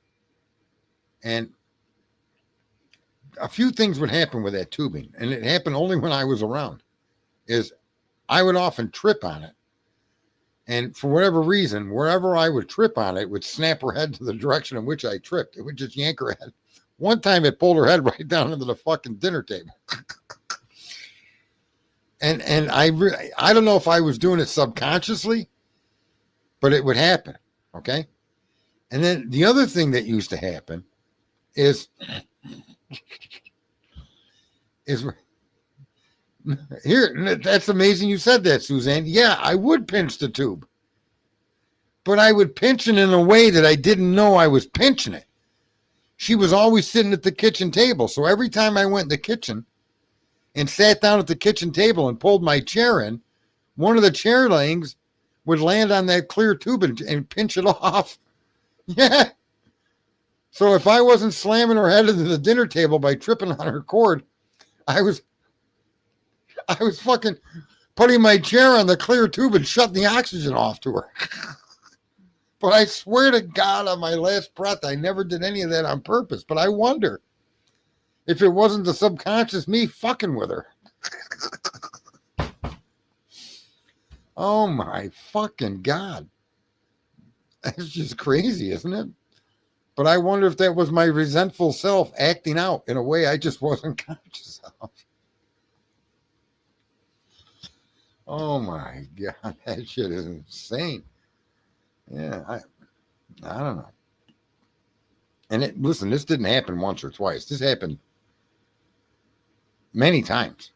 And it was like she'd say, if you're gonna come in the kitchen, sit down over there and stay there. I was like beating her ass without even touching her. Oh, that shit was funny. Oh, you want more coffee? I'll get it, she said. I'll get it. You sit there. I'll get it.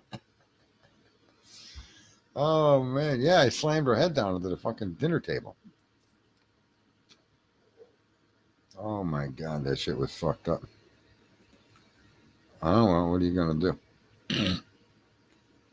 That's just sad. But, that's the kind of fucked up I am.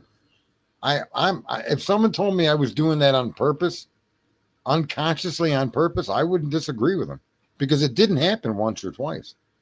And I'm a grown fucking man, right? I'm a grown fucking man. It's not like, I mean, to have, it had to have been on purpose. I don't consciously, I swear to God, I didn't consciously try to cut her hair off or smack her head or trip over her cord and yank her head one way or the other. I never did that with that intent in my head, ever. But I think it was there. And yeah, no KFC for her. Hell no. She probably would have been trying to nibble on a chicken bone and I'd fucking slam her head on the table and choke her to death on the chicken bone.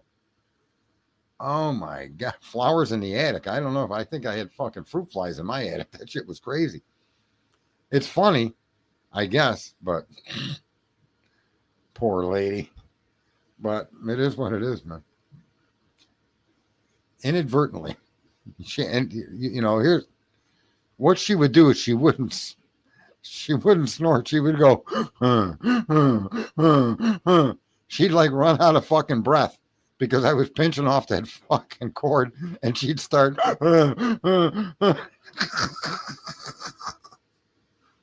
everybody would look up at her and they'd all yell my name. Sorry. I'd be like, oh, sorry. Holy fuck. Good times, bro. Good times.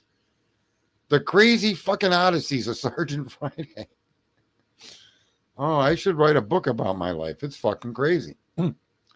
Well, she's long past, but, if there is continuance in existence, then I think that she would at least see I am telling the truth. I never intentionally tripped on her cord or set my chair leg on her fucking thing. Holy fuck. Yeah, and you wouldn't know you were pinching until she'd start going, you'd be like, holy fuck. Everybody would start looking around and invariably it would always be my chair. I felt like somebody was slipping it under the leg of my chair when I wasn't looking. Oh my God. Unfucking believable. That was my stepmom. Yeah, my stepmother. She was a fucking trip, man. Unreal. All right, folks. It's 1:40 in the morning. I got to have a bowl of cereal before I go to bed. I got me some sugar schmacks because I dig them. Yeah. Even in the bad times, there were good times, right? What the hell? Oh, GNG. Good night. Good night. Yeah. Good night, gang. I don't know what GN. What's the GNG stand for? Oh, good night. Good night. Good night. Good night. No, she had no grandfather clock at that home, but unfortunately, maybe I'm not as far removed from that Detective John as I thought I was. I mean, he's dropping fucking grandfather clocks on his mom. I'm choking off my stepmother, fucking WWE wrestling, banging her head against the fucking kitchen table because I tripped on her cord. Holy fuck, that shit was crazy. All right, there you are, folks. If anybody wants to give personal reference for Sergeant Friday in the event he ever needs a job in the future, please omit that passage of my life. It should be kept between me and the 100 people that were in here. What'd you do today? I smacked my stepmother back and headed to the dinner table. All right, be good. I'll take a look at Lana tomorrow. Fucking crazy, man. All right, we'll see you all. Thank you for coming in. Everyone stay out of trouble. Be good. And that's it.